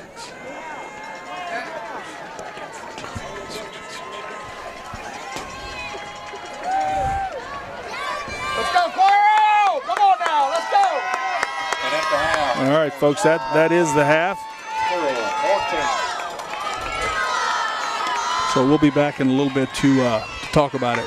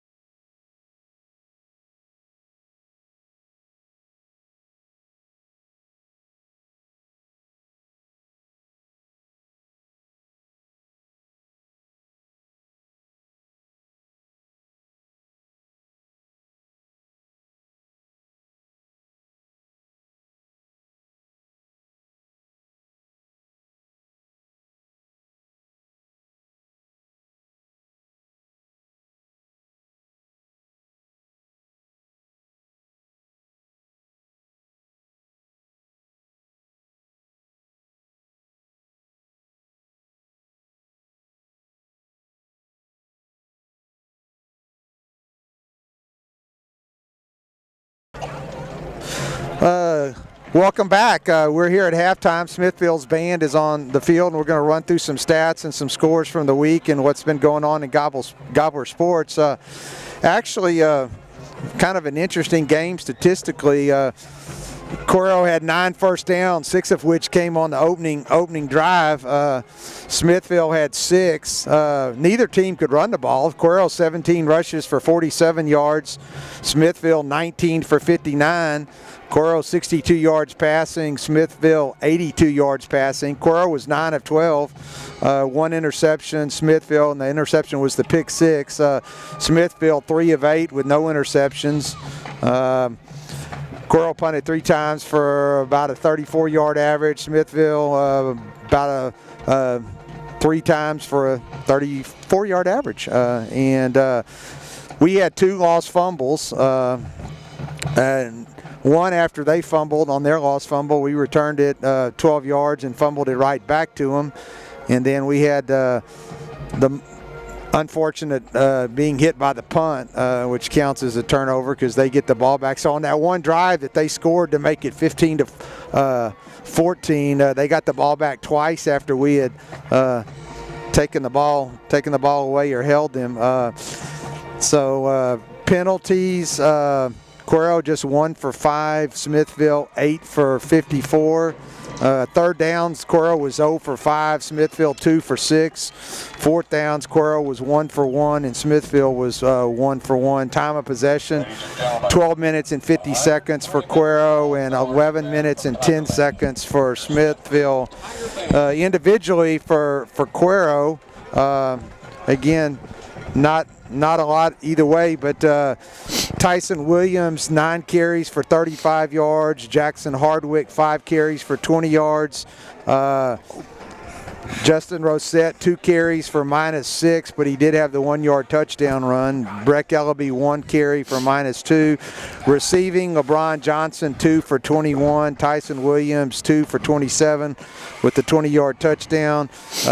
Jackson Hardwick, 1 for 9. Breck Ellaby, 3 for 4. And Xavier Durham, 1 for 1. And again, Rosette was 9 of 12 with 1 interception for 62 yards and 1 touchdown. Some scores from around the district at half. Navasota 28, Gonzales 15. And did you hear the LaGrange score? What did he say? He said Giddings second, so something, and then Giddings 14. I didn't hear what LaGrange had. That's who Giddings plays tonight. So earlier this week in Gobbler Athletics yesterday in the sub-varsity results, the 7th grade played Smithville and won 42-6. The 8th grade won 32-6, and the JV and freshmen played a combined team from Smithville and won 34-0. And so those teams will all finish their seasons next week.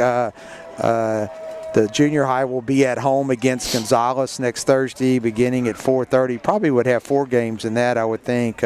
Green and white 7th and a green and white 8th. And then the freshmen will be in Gonzales Thursday at 5:30, and the JV will be in Gonzales at 5:30. So at halftime, again, Gonzales 28, Navasota 15, and Giddings is up 14-7 on LaGrange at the half.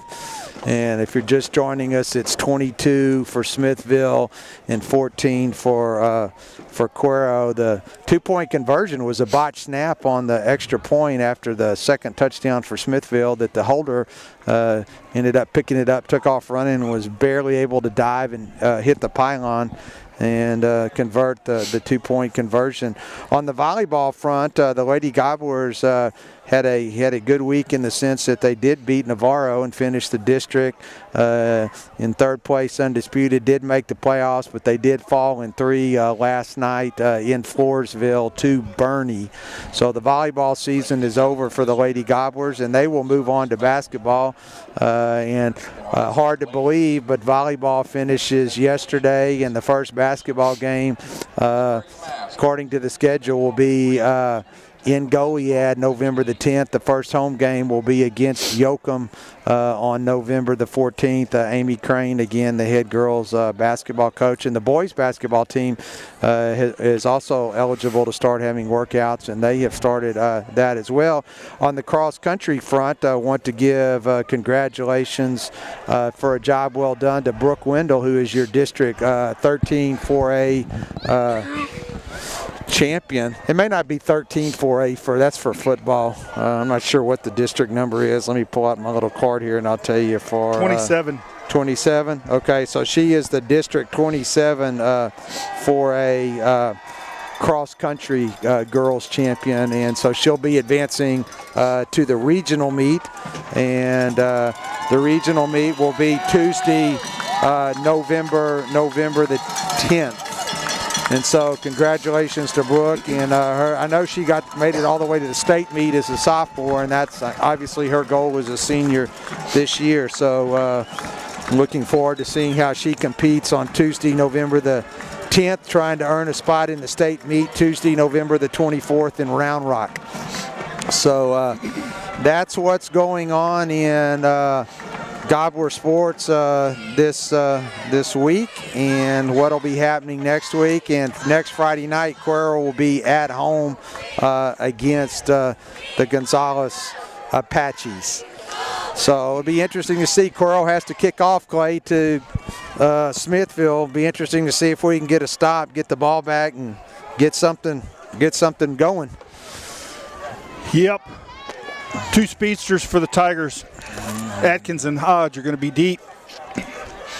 I assume they'll do what they did in the first half, Ray. Pooch kick this thing, keep it away from those 2 guys. See if the Gobblers made any adjustments at halftime to slow this Tiger offense down. They've done a pretty good job of it, just a couple of mental mistakes and so forth. I mean, both teams, Clay, total yardage was basically a little bit over 100 for each team. Fielded by another speedster, number 10. He's running backwards. Terrell Henderson running backwards. He caught the ball at about the 35-yard line. Boy, that's a generous spot. He was tackled inside the 30, and they're going to put the ball at the 32. Austin Fry did a good job of running him down, but they're going to give him his yards back. Tiger 32-yard line. First down 10, Smithville.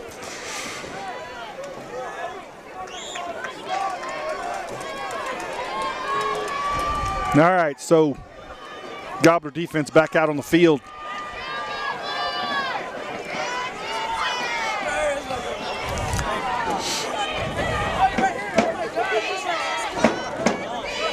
Quarterback hands off to the running back right up the middle. He's gone, folks. That's number 3. Christian Atkins out the gate, first play of the second half. Trap play, Ray? Yeah. No flags. Touchdown in the amount of 68 yards. Thank you, Ray. Brings the score to 28-14 with the point after still to go. Clay, it's so damp out here. All my papers are getting wet. They feel wet when you pick them up. We're sitting outside. If y'all didn't know that, they don't have a press box sufficient to host team personnel from the visiting team. All right, the kick is good.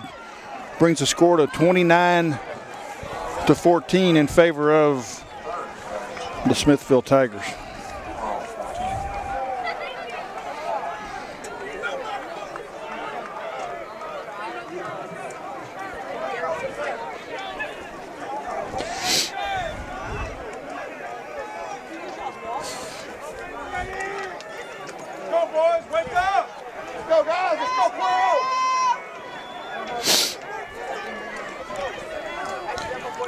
All right, deep for the Gobblers is Dason Varela, Tyson Williams, and Breck Ellaby.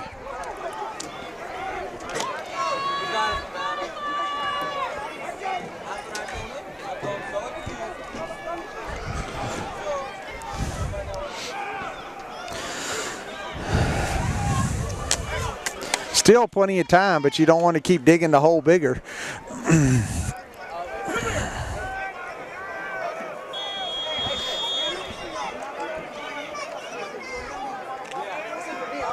One play, 16 seconds off the clock, Clay.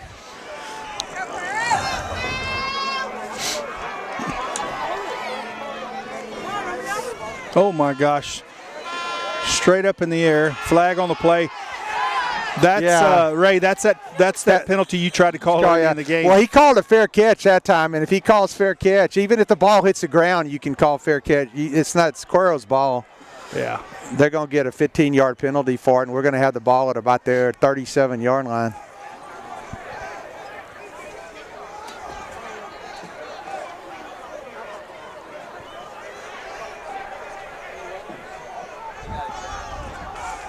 Smithville saying they have the ball, but referees are talking it over. We think it's going to stay with Cuero.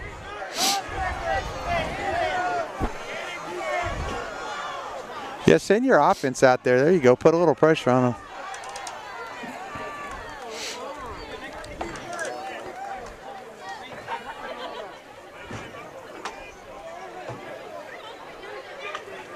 They're going to re-kick it, huh, Ray? How can you re-kick it? He called fair catch.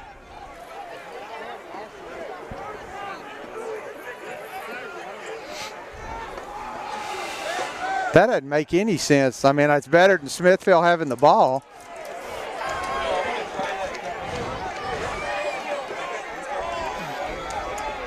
I'd never seen anything like this.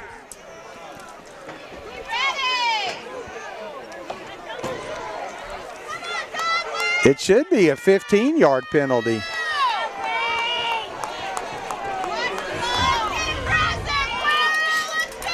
It's a 5-yarder, whatever that is. Yeah, that makes sense to me, Clay.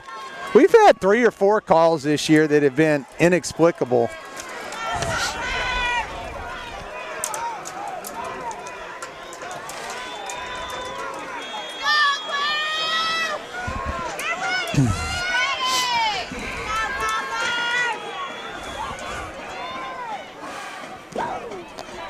Oh, he kicks that one. We better pick Let it it go out of up. bounds. Man. He was wanting it to go out of bounds, and Dason Varela.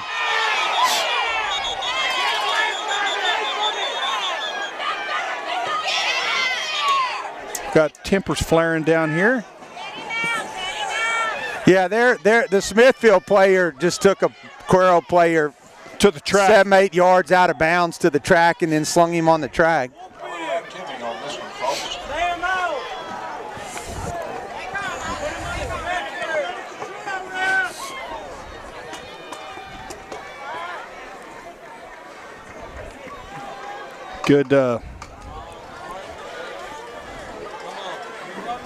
Good for Austin Fry to walk away from that one, because that could have turned ugly. Austin Fry, the player that was driven onto the track. Let's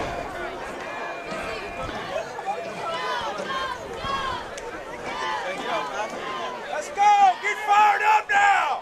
Let's go!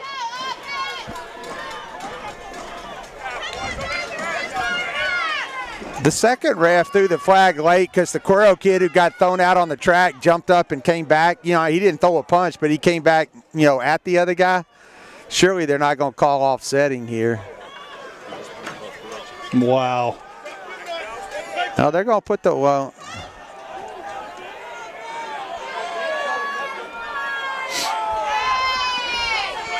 that's pretty lame. Yeah, that is.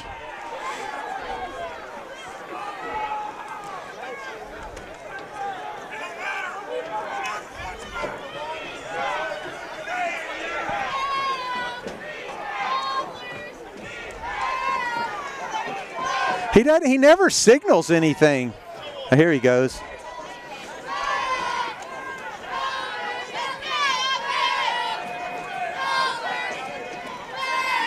Called it on both teams, Ray. Not understanding that one. Yeah.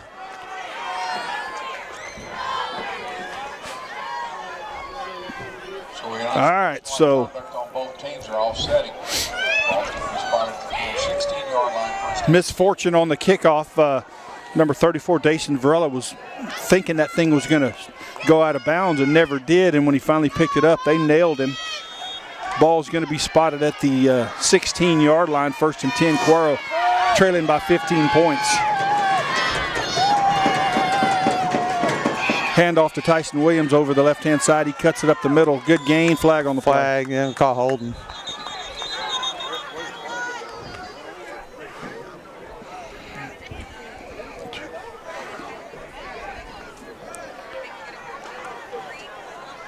Tyson Williams with the carry.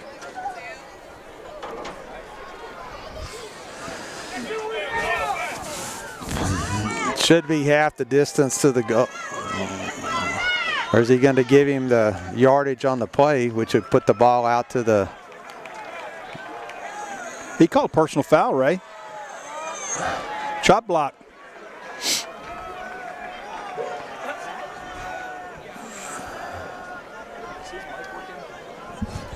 Chop block against Gobblers.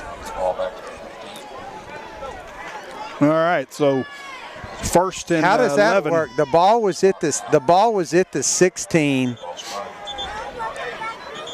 and so it ends up being a 1-yard penalty on a personal foul? They heard you. They heard you. It ought to go. This still doesn't make any sense because it's not a spot foul. It should be half the distance to the goal from the 16. The ball should be at the 8. They're putting it at the 2. I mean the 12. So it's a 4-yard penalty.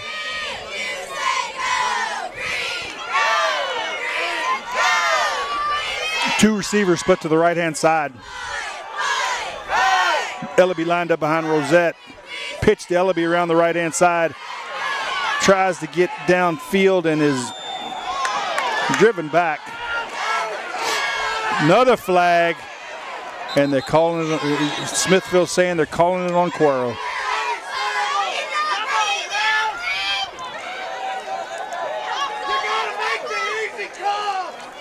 This is turning into a fiasco, Ray. Yeah. Well, I guess on that first one, they're going to, I guess statistically on the first down play, you give him Tyson a carry out to the 22, so he gets 6 on the carry, and they move it back 10 to the 12 like a holding call.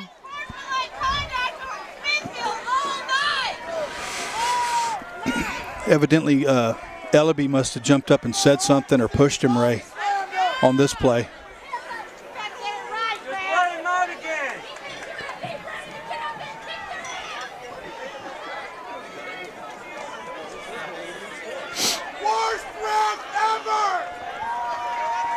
All right, so that's going to take this where, Ray? I don't think the refs know. Well, he signaled personal foul, then he signaled unsportsmanlike. All right, so that's going to keep it right where it's at, if I'm not mistaken. So the ball's back to the 11. 2nd and 14.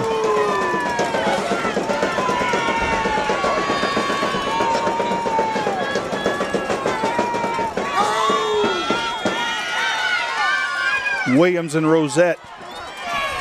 2 receivers to the left, 1 to the right. How can you? That makes no sense.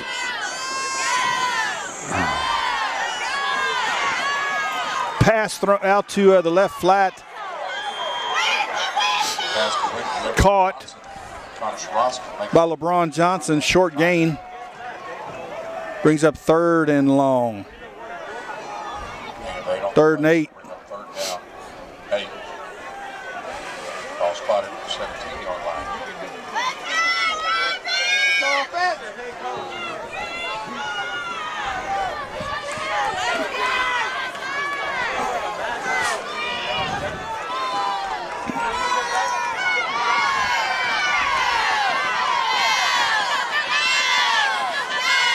Two receivers split to the left, 1 to the right.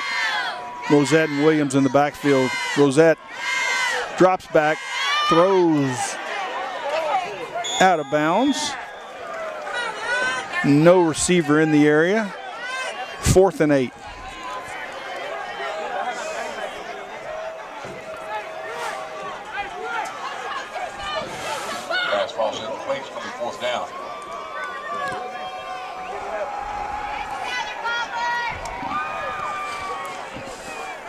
So the speedster, Charles Hodge, number 4, deep for the Tigers.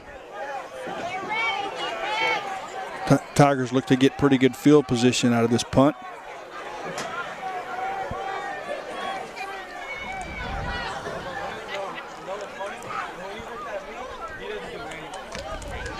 Get on the ground. End over end kick by Hardwick, takes a Cuero bounce. Fielded by Hodge, brought down by number 88, Davion Williams. Flags on the play.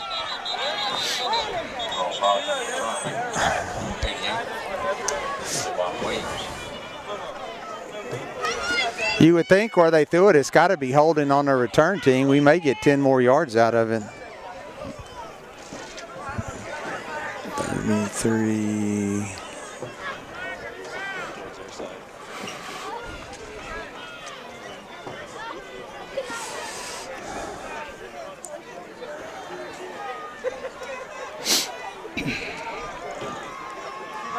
All right, so that's what it's going to be. Holding on the Tigers pushes them back to their 30. Should be the 33. 33-yard line.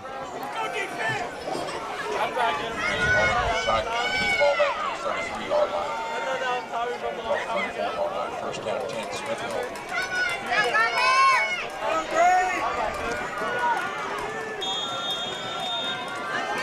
Two receivers split to the right, one to the left. Hands off to the running back around the left-hand side. He gets close to the first down. Christian Atkins takes the ball for about 11 for a first down.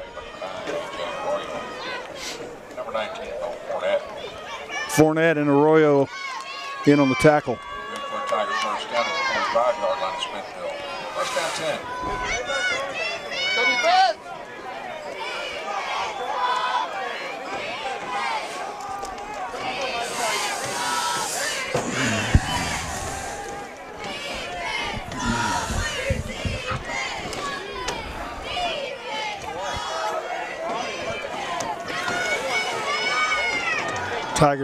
Tiger offense bleeding that clock early in the third quarter. Hands off again to Atkins. Bo Fournette's there to stop him, along with DeRuin and the rest of the Gobbler defensive line. No gain, second and 10.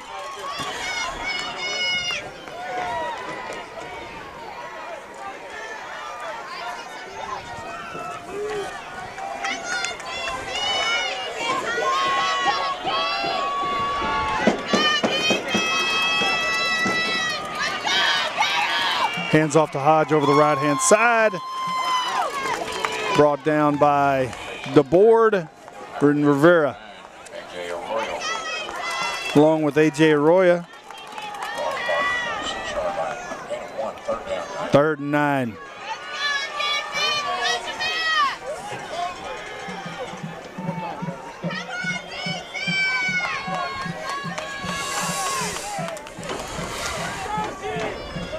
Go defense!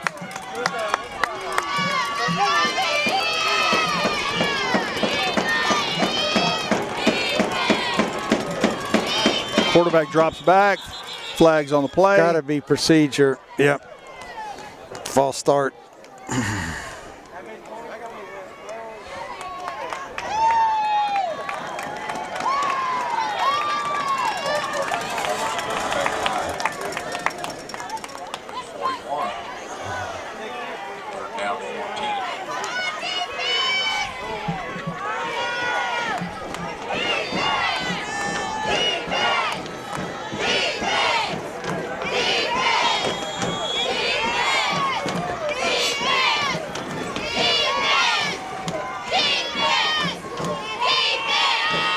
He's gone.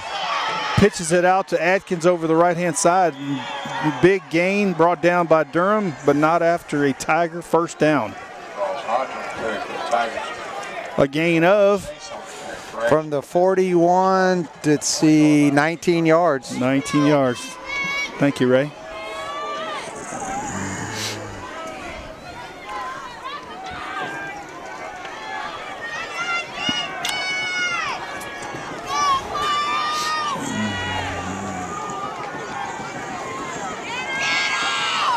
Ball's on the ground. Cuero got it. Yep. Quarterback puts it on the ground. Gobblers recover.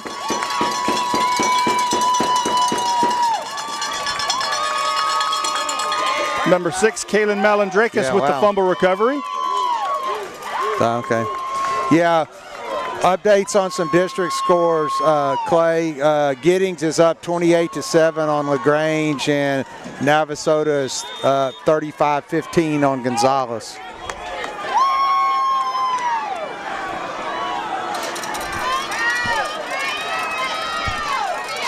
All right, here we go. 1st and 10. Cuero hands off to Hardwick up the middle. Trap play. Short gain. Flag on the play. You would think that'd be the referees are flag happy now, aren't they? You would think that'd be face mask.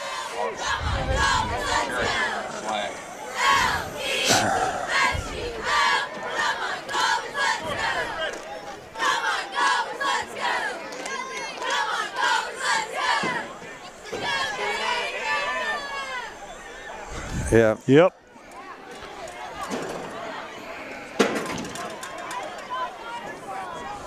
Yeah. Let's go, guys! Capitalize!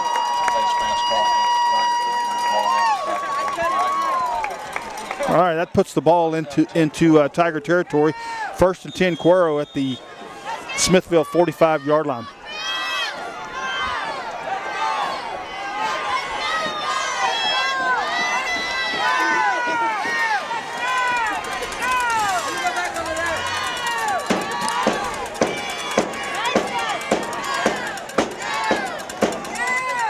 Rosette rolls to his right, goes downfield. Incomplete. It was intercepted, but they called him out of bounds. So Gobblers fortunate there to dodge that. Clay, and they're not on us, but on Cuero's last 1, 2, 3, 4, 5, 6, 7 out of our last 7 offensive snaps, we've had 1, 2, 3, 4, 5 15-yard, 1 10-yard penalty and 4 15-yard penalties. Now, they haven't been 15 yards because they were half the distance to the goal, but it's like every other play is a personal foul or a face mask or a chop block or a... Rosette and Hardwick in the backfield. Rosette drops back. He's taken down for a loss.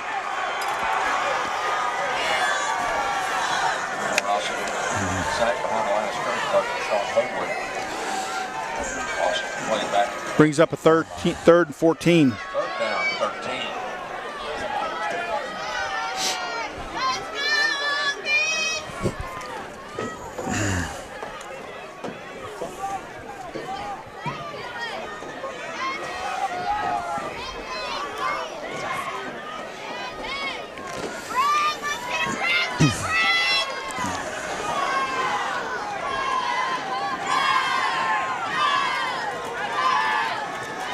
Rosette drops straight back, throws out into the right flat, caught by LeBron Johnson.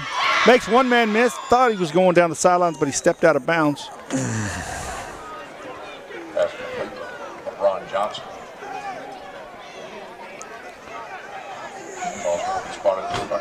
Yeah, that's right. Ray, that's what I was saying. He went out of bounds because the play got blown dead, but they ran the clock. Yeah. That doesn't make any sense, does it? No. The clock! Ray. Yeah, I'm sorry, I'm yelling on air. Yeah, the clock should have stopped on that. Well, yeah. All right, here we go. Fourth and 7. 2 receivers to the left, 1 to the right. Rosette hands off to Hardwick on the little wraparound, and he's short.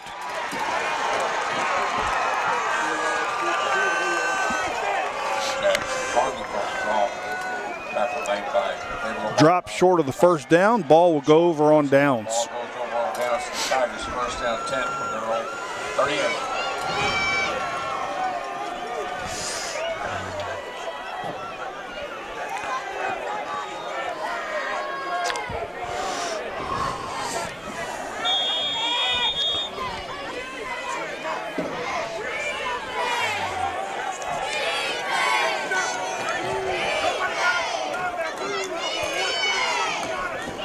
All right, here we go. 1st and 10, Smithville.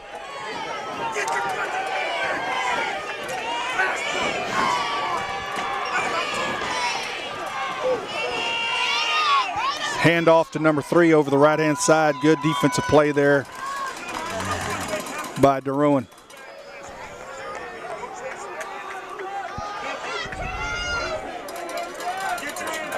Jerry gained 1 on the play down after 39. 2nd down, 9.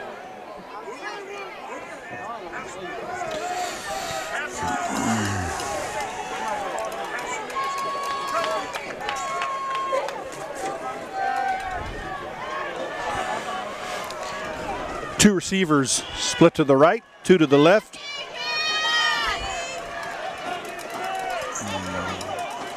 Quarterback keeps it himself up the middle. Short gain, bring up 3rd down. Brought down by A.J. Arroyo. Ray, looks like the Tigers are They're just trying to milk the clock at this point. Just they haven't thrown a pass this second half, have they? No, they have not. I don't blame them. I mean, right? Until we do something offensively, there's not much pressure on them to have to convert. Yeah, you're right. All right, 3rd and 5. Big defensive stand for the Cuero Gobblers here. Looks to throw it. Flushed out of the pocket. Short, incomplete. So nice defensive stand there by the Gobbler defense. Stops the clock as well.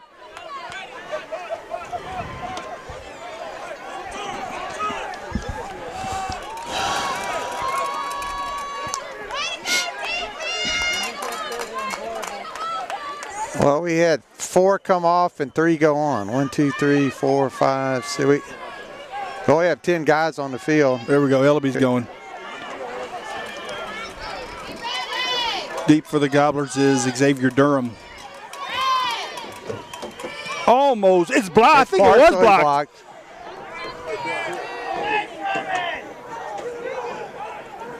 Who was that? Was it Fournette? No. It could have been, yeah. I guess it was partially blocked. Yeah, I think Fournette got a piece of it. From the 43 to the Cuero 31. So a 26-yard punt with no return.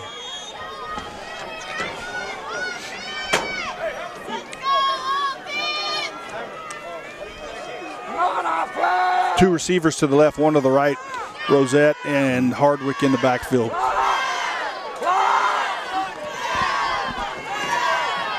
Rosette throws out to the left, right flat, caught by Ellaby.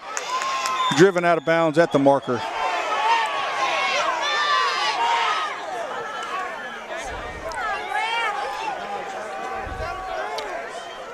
They're running the clock. Thought he was driven out of bounds. Yeah, he got driven out of bounds about 5 yards. And the clock continues to run.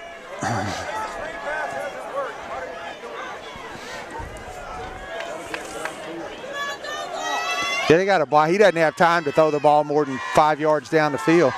2 to the left, 1 to the right. Rosette and Hardwick in the backfield. They jumped. We throw it downfield. It high pointed, incomplete.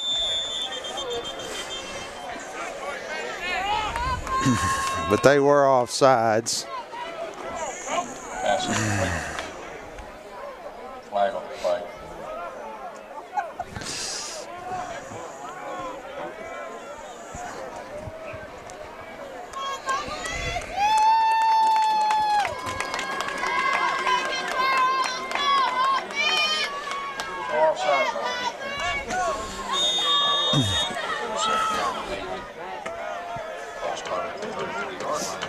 Yeah, Clay, you wonder sometimes, the first drive, everything we did offensively worked, and I don't know whether they've just made such good adjustments and taken all of that, you follow what I'm saying, away? Yeah. Or whether you go back to, but it's been a struggle since. You're exactly right. Rosette rolls to his right, throws out in the right flat, incomplete. LeBron Johnson was the intended receiver. 3rd and 8. Pass intended for LeBron Johnson, calls it complete. You know, Ray, you just mentioned it. He doesn't have much time to throw, but we're going to have to start looking downfield some. Yeah, I know you got to. I mean, problem is he catches it clean, but there's 3 guys that are 5 yards from him. You follow what I'm saying? When Sure, he catches it, sure. you got to. Single receiver split to either side. They jump, were free offside play, again. throws it up again, incomplete.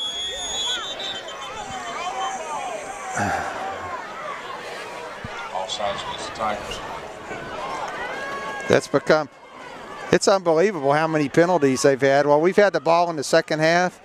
We have 1 first down, and Smithville's now had 5 penalties for 45 yards while we've had the ball in the second half, in the 3rd quarter. 3rd and 3 for the Gobblers.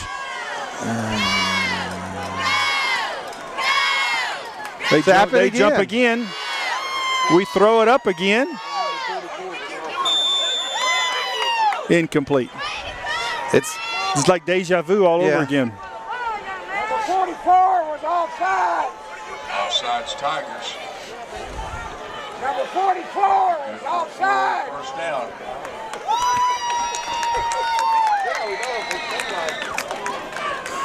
All right, so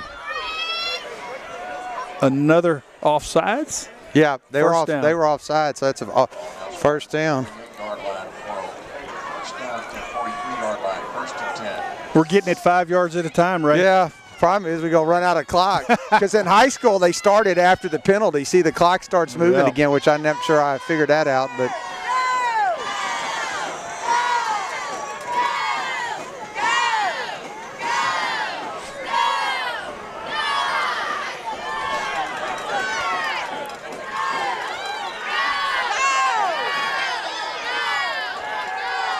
Rosette's pressured, throws out to the right, incomplete. Quarterback ball's incomplete. 2nd down 10. Doesn't have much time to get it off, Ray. He's running for his life. I think you got to roll him out. You got to get him out of the pocket. I mean, as tall as they are up front, that kid's 6'4". 24 is a big kid too, Clay. I don't know how. Let's see what they say for number 24. Yeah, 6'2". So their 2 defensive ends are 6'2" and 6'4". And Jerry's what, maybe 5'6", 5'7"? Maybe. 2nd and 10. Rosette throws him down the middle of the field, in and out of the hands of A.J. Arroyo. Almost made a good catch there. Good defensive play there by the Smithville Tiger.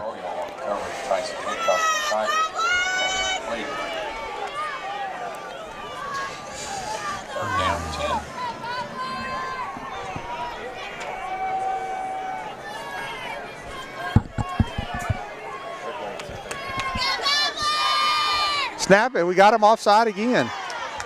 Another one throws another one up. In and out of the hands of Xavier Durham.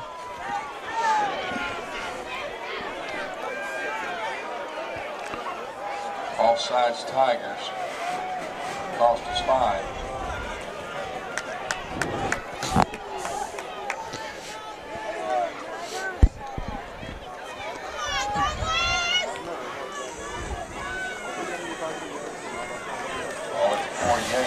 All right, it's going to bring up 3rd and 5 for the Gobblers. Ball spotted at the Cuero 48-yard line. We've moved it from the 31 out to the 48 with minus yards offensively and 4 or 5 yard penalties.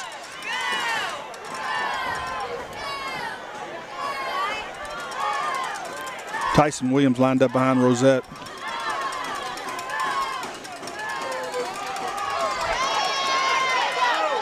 Pitch to Tyson Williams over the left-hand side, and he gets big yardage for a Gobbler first down.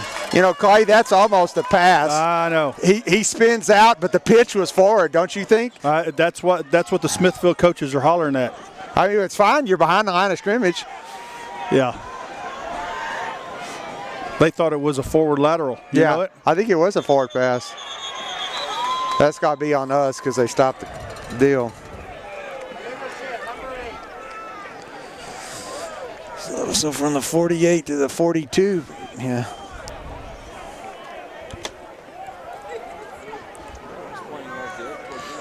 Yeah.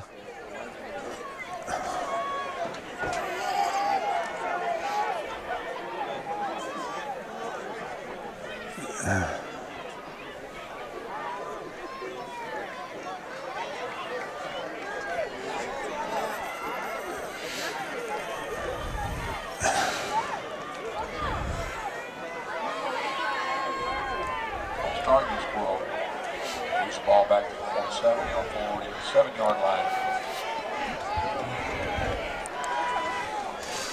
All right, so we go backwards on that play.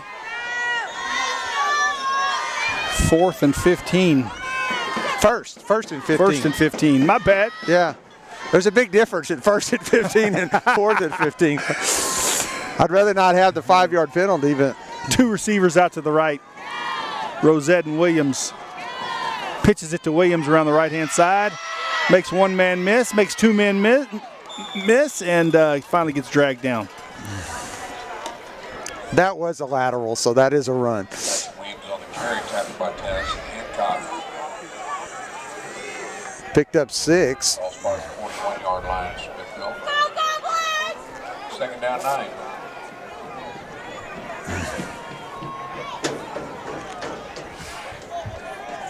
Two receivers out to the left. Game clock is at 22 and counting. Another pitch to Williams around the left-hand side, following his blockers.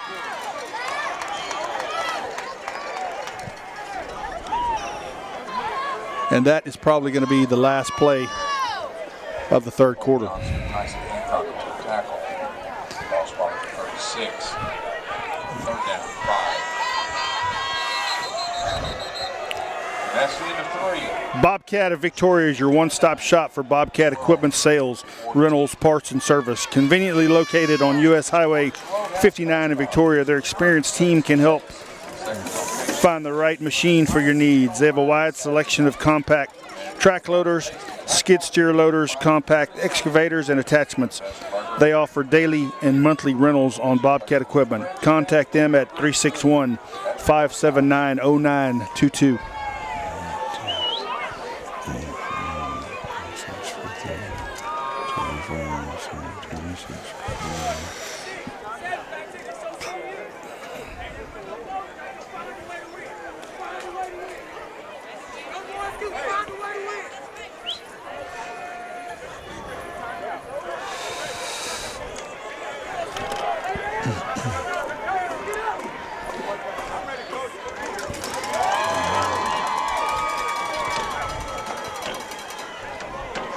All right, Ray, what you think? Well, you got 2 downs to make a long 4. This guy that's got the down marker is always about a half a yard behind the ball. I kind of thought that too. but I Yeah, wasn't he's gonna closer say to the that. 37, and the ball's at the 36. All right, 3rd and 5. 2 receivers split out to the right. Beginning of the fourth quarter. Gobblers in Tiger territory.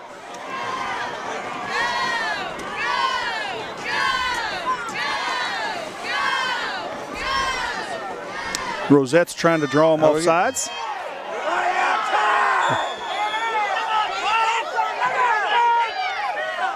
And the play clock goes to 0.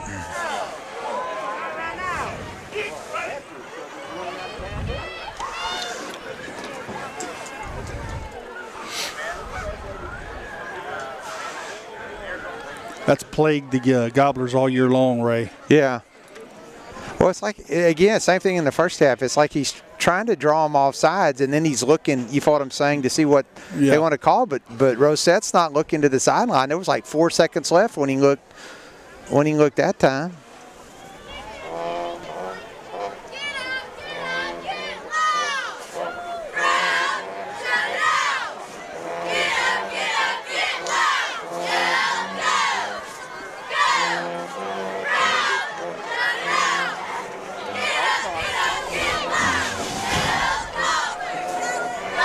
All right, so Gobblers had to burn a timeout right there. No flag on the play. Here we go, third and 5. Handoff to Jackson Hardwick up the middle. Short gain, short of the first down. Going to bring up 4th down. Jackson Hardwick on the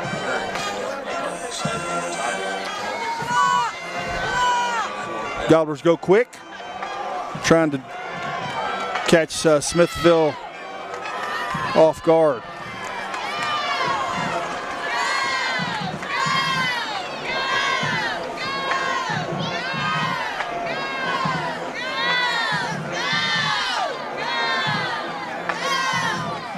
Gives it to Tyson Williams around the right end. Did he get it, Ray? He got it.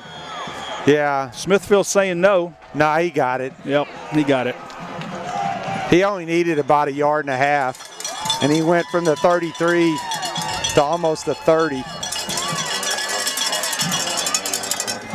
Give him the 31, so he picked up 2 on it when he needed 1.5 yards. Williams and Hardwick in the backfield next to Rosette. Rosette drops straight back, throws out in the right flat, incomplete.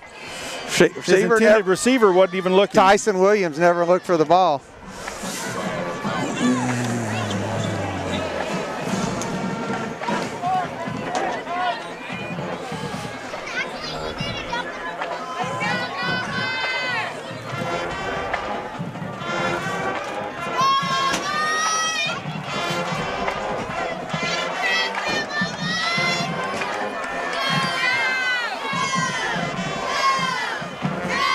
Rosette hands off to Tyson Williams on a cross buck. He's wrestled down after a short gain.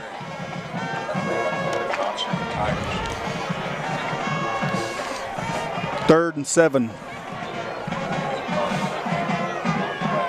Gobblers are going quick now. Down 15 points with 11 minutes left to go in the game.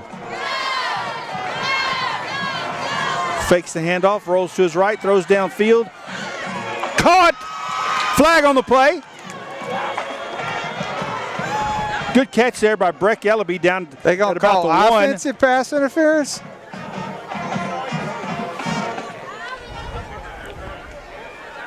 No. Yeah, they pass interference, defense decline. Ball's spotted at the 1 yard line. Great pass, great catch there by 27 Rosette yards. and Ellaby.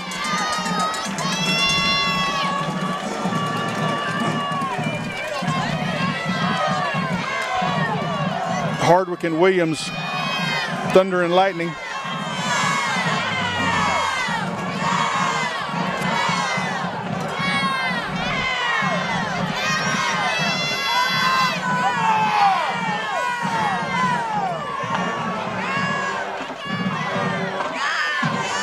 Give it to Tyson Williams over the right-hand side. Touchdown. That touchdown brought to you by Brian Gomez, State Farm Insurance.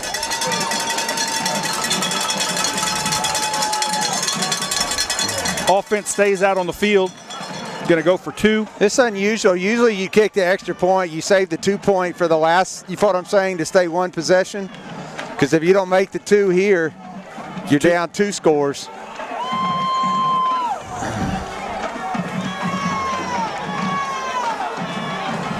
All right, Ellaby split out to the left. We moved. AJ moved. Kick the extra point.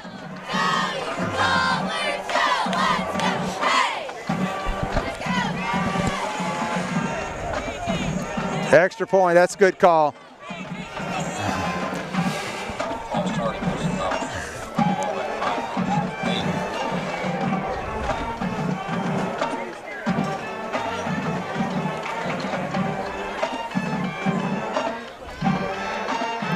Clay, he doesn't use a tee. They left the tee on the sideline.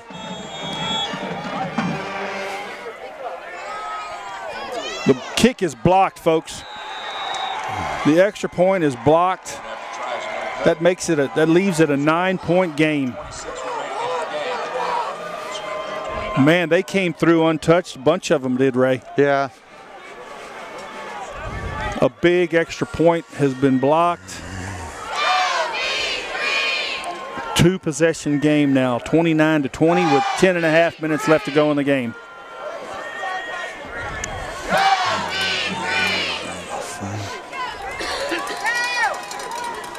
That drive was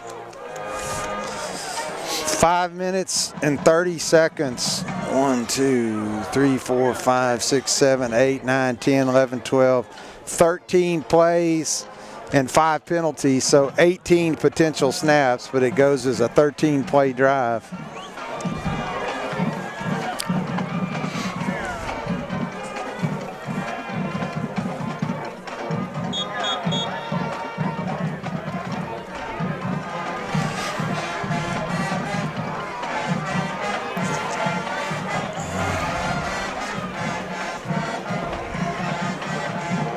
All right, Smithville has their hands team out there.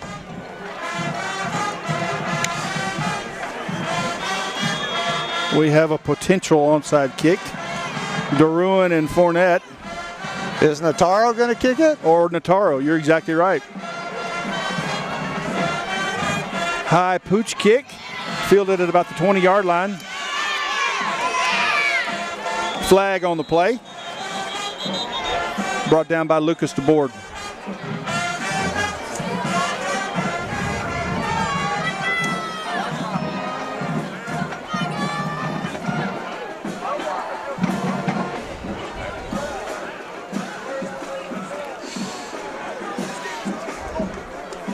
Yep, blocking the back against Smithville. So this will push them back. Need a turnover, Clay. Big time. You got to think that Smithville's going to milk the clock. Heavy dose of the run.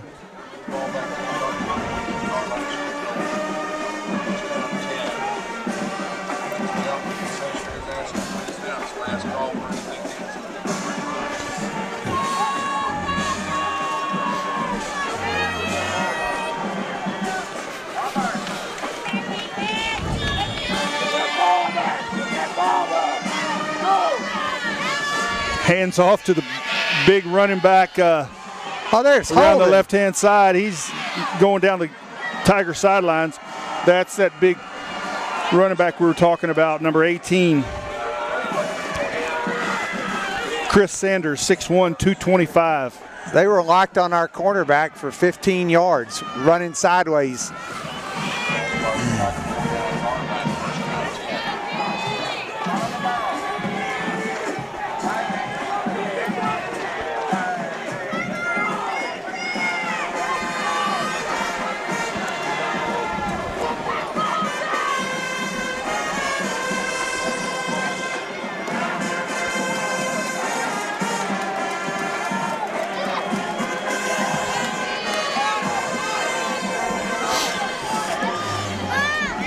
Quarterback hands off to the running back around the right-hand side.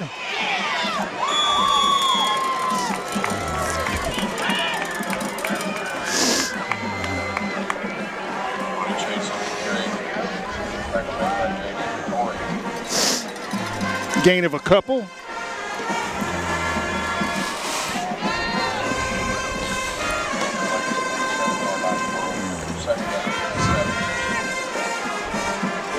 Clock hits 9 minutes left to go. Gobblers trail 29-20.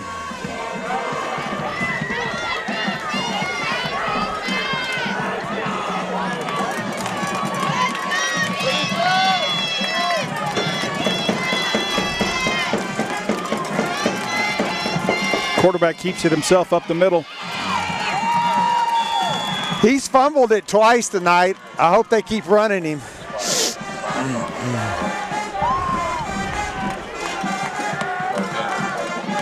Brings up 3rd and 4. Ball's going to be spotted on the Cuero 45-yard line.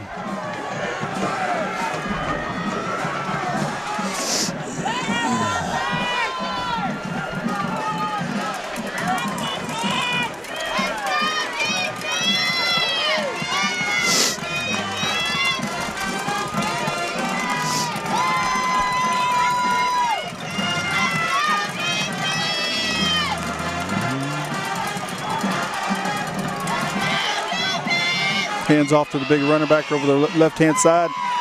They got him that Tough time. running. He's going to be short. They're going to give him 1 yard. Late flag on the play. Smithville is clapping. Man, oh man. Could this be a face mask, Ray? I don't know. Because they were scrapping with him to get him down, you know.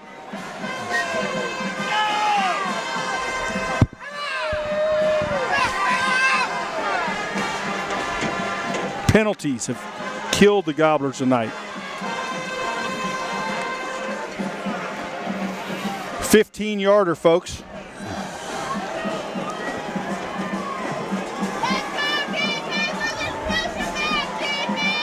That puts the ball on the 29-yard line.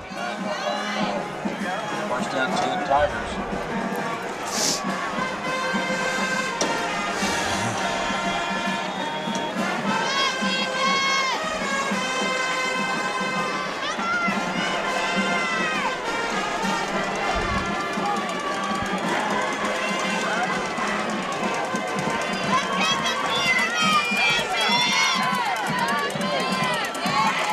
Oh, quarterback keeps it himself, running loosely with that ball. Yeah, I know. Brought down by DeRuin. You can see why he's fumbled it twice tonight.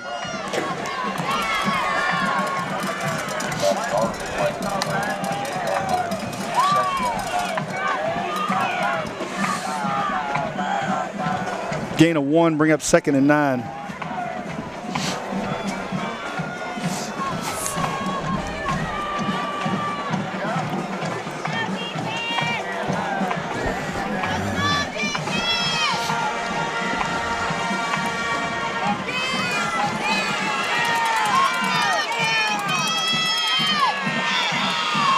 Good defensive play there, led by DeRuin,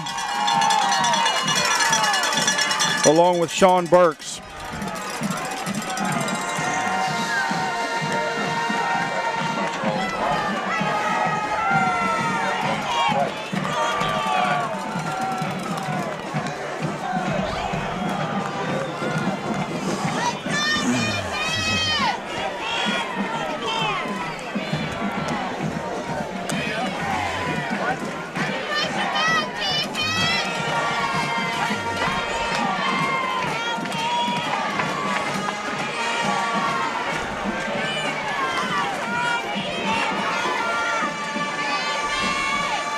Quarterback keeps it himself. Brought down by A.J. Arroyo. Great defensive play there by Arroyo to sniff that thing out and take the quarterback down for a big loss. Huge loss. Yeah. From the 28 all the way back out to the 36. Timeout, Cuero.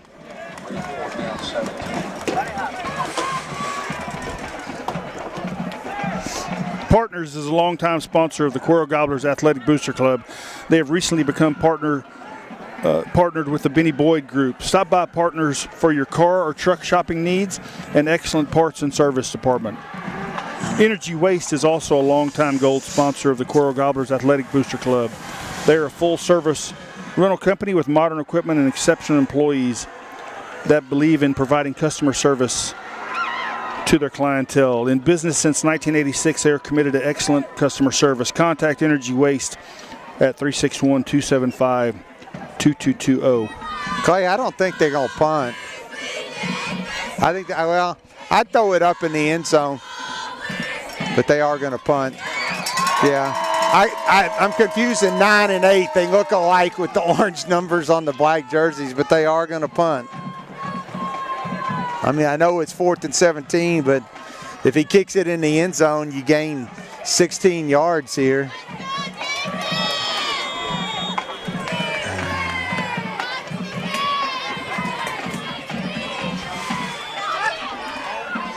Gets it off, end over end, going to be down inside the 20-yard line. So the Gobblers have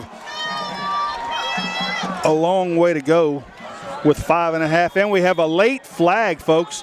This referee, the head referee, dug deep and threw this thing about a mile in the air.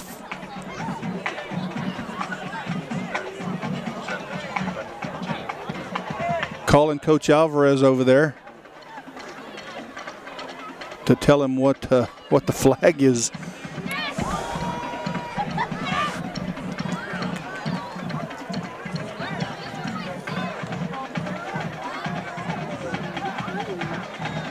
They can't. They can't. It's a dead ball foul.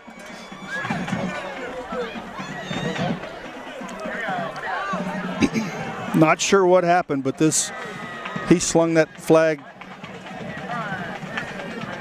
as high as he could. I mean, it'd be half the distance to the goal. I think he threw his arm out of socket when he threw it. So the ball was. He doesn't signal anything all night. He just goes and talks to the coaches. I have no idea. Nope. So the ball something we said or did as we're running off the field, exchanging, in the exchange of it's personal foul. I mean, it's unsportsmanlike. We don't know what we did though. Yeah.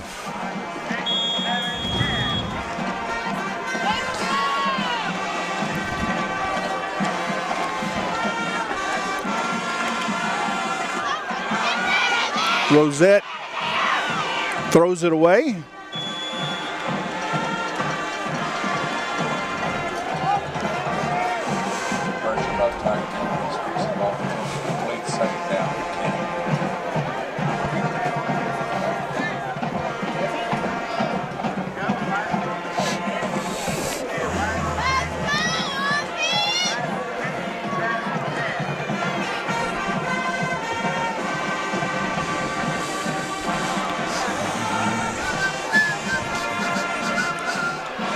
Two receivers to the right, one to the left.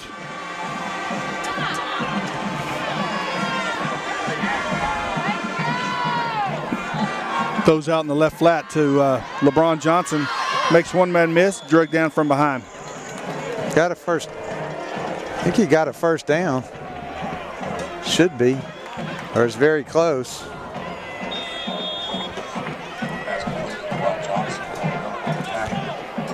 Oh, no. 9, picked up 9.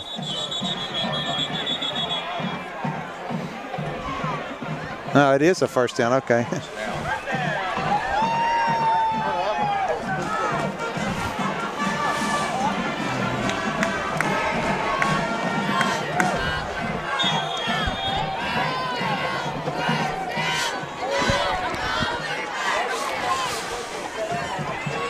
Ellaby in the Wildcat, keeps it himself around the left-hand side.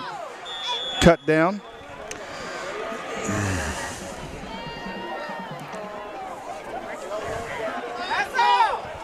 Gobblers with one timeout remaining.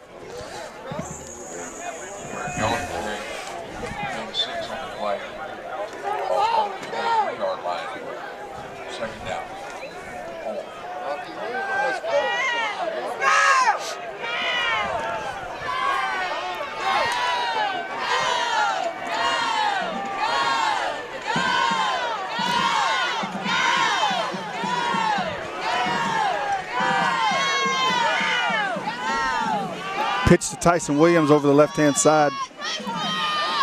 Tough running close to the first down marker. Yeah, but he got a first down. But yeah, the clock runs. Yeah, we got to have some plays in 20 and 30-yard chunks here. 3:55 and counting.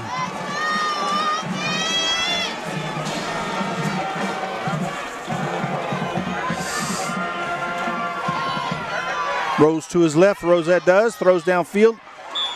There you go. Caught. That's what you need. Hardwick. Get out of bounds. In this game, they let it keep running, Ray. Yeah, I know they did earlier. Ever since they've done that, I'm trying to watch every time, but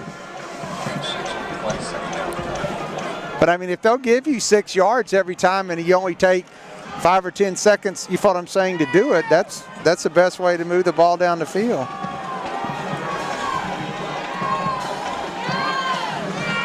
Pitch to Hardwick over the right-hand side. Tough running. Gets the first down and a little more.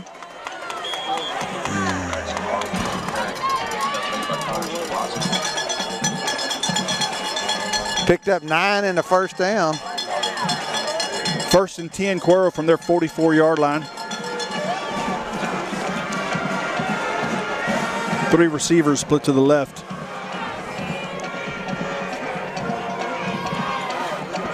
Low snap, Rosette takes it, throws downfield, across the middle. Almost caught by Davion Williams. I don't think Davion knew it was coming to him, Ray.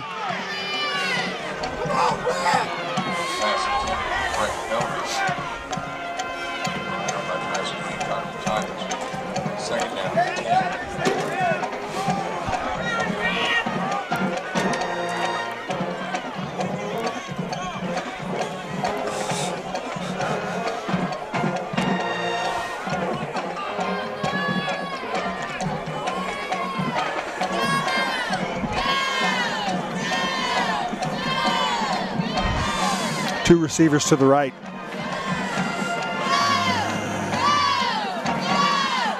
Throws out to the right. Xavier Durham just short of the first down. But in Tiger territory.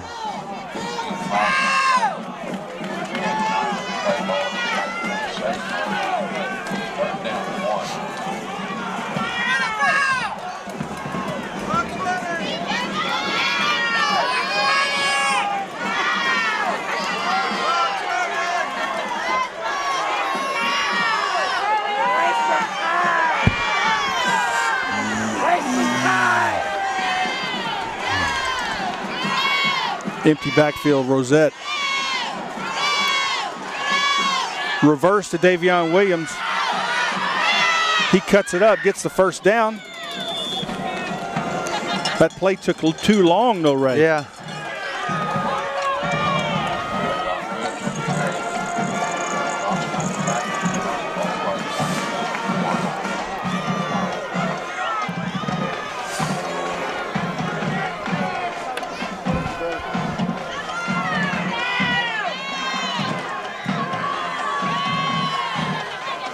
Rosette hands off to Breck Ellaby over the right-hand side.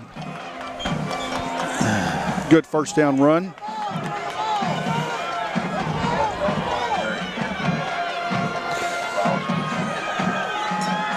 A.J. Arroyo comes off, holding his shoulder.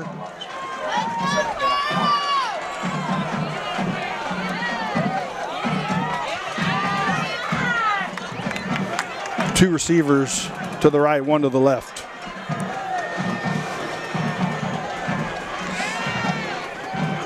Rosette drops, throws, batted in the air, incomplete. Almost picked off. Okay, you got to start throwing the ball to the end zone. You got to score and get it back on the onside kick and have some time left. Yeah. You know, in pro football, you might see him bring out the kicker now and kick the field goal and then try the onside. You know, because you got to get an onside kick anyway.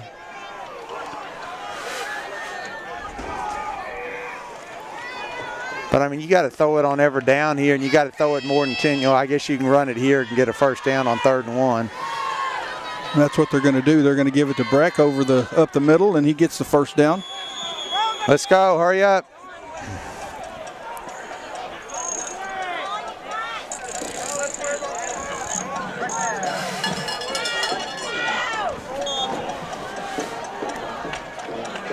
Two receivers put to the left. Rosette drops back, throws down the middle of the field. Caught! Great catch there. Great pass. Great catch by Davion Williams.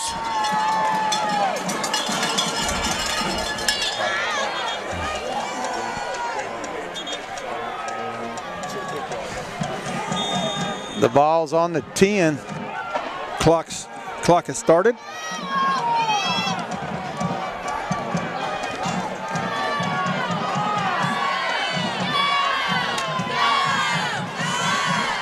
Rosette throws the corner of the end zone over the head of Xavier Durham. Incomplete.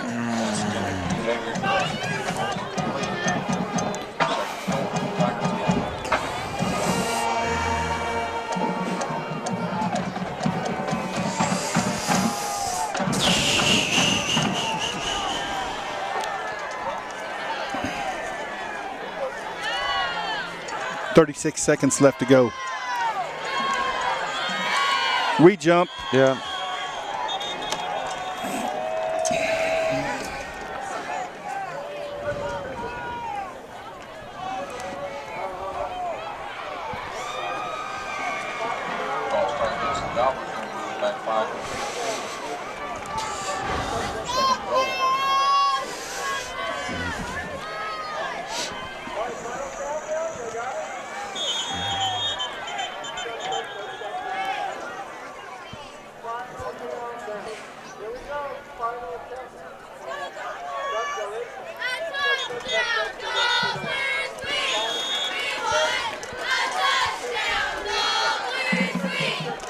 Rosette takes the snap. Hits Xavier Durham in the hip. They're going to call pass interference, spot foul, put the ball at about the 6-yard line, 7-yard line.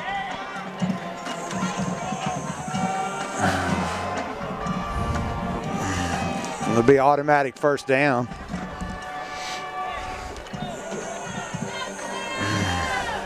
Pass interference against the Tigers. The ball down to 7. First and goal for the Gobblers at the 7-yard line. Single receiver split to either side. Rosette throws in the right corner of the end zone. High pointed by Davion Williams. Touchdown. 25 seconds left to go in the, now 24 seconds, excuse me. They let a second run off as I look up there.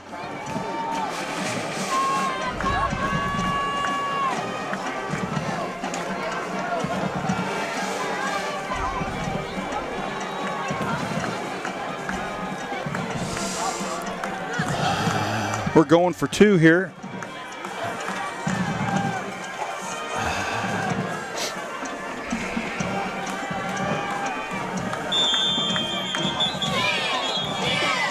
And Smithville calls timeout. Cuero calls timeout. Clay, I'm not trying to second guess, but if you go for 2 and you don't make it, you're still within a field goal. But if you kick the extra point, the field goal to win it, you got to get the onside kick to win anyway. Yeah, the field goal will win it. Yeah.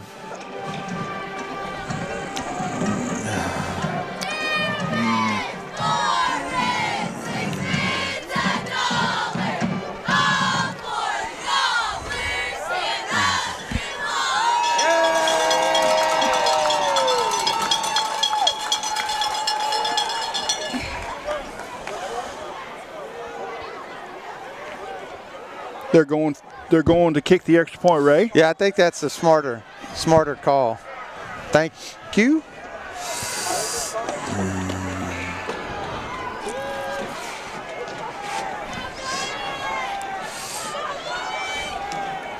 All right, big extra point here.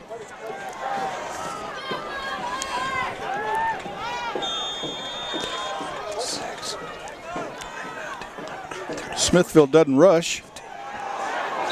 And we miss it. And we have flags on the play.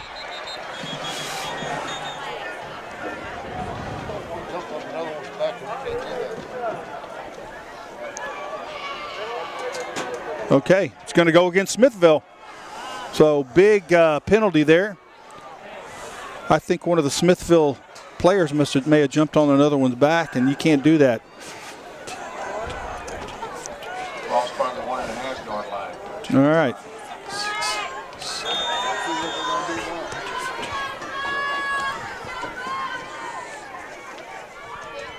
That one's drilled through. All right, that's huge, folks. In the scheme of things, a 15-play, 93-yard drive. Only bad news was it took 5 minutes and 4 seconds. 24 seconds left to go. Almost certainly an onside kick attempt will be tried here.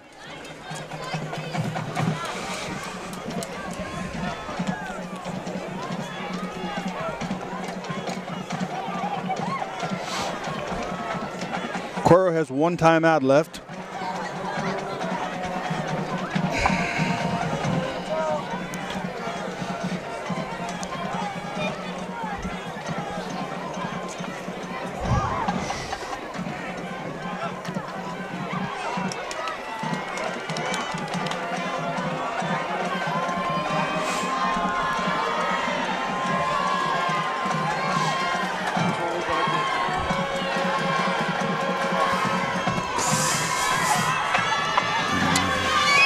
All right, we got 3 potential kickers up there.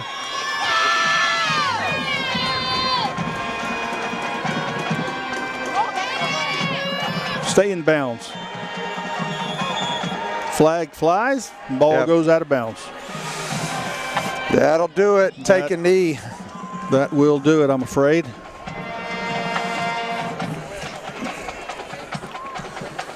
Ray, you got the stats up there on offense. I'm going to go ahead and pick the defensive player of the game, Charles DeRuin. He played a heck of a game tonight. Got in the backfield a lot, especially in the first half. So I'm going to pick Charles DeRuin as the defensive player of the game. Who do you have on offense you want to pick? It's got to be a Cuero player. Yeah, I know.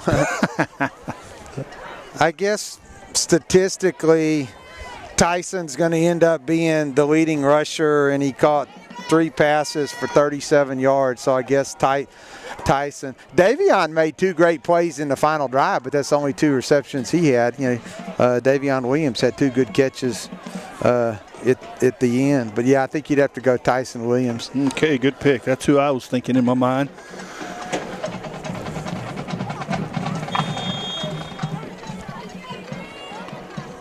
All right, folks. Smithville kneels on the ball for the last play of the game, I believe. Nope, they're stopping the clock. We had a timeout, I guess. Timeout, Cuero.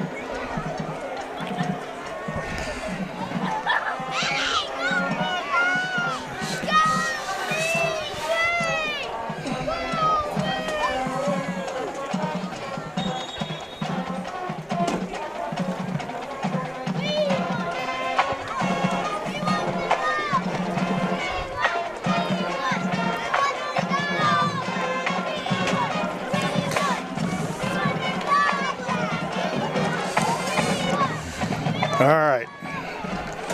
So this could potentially be the last play of the game.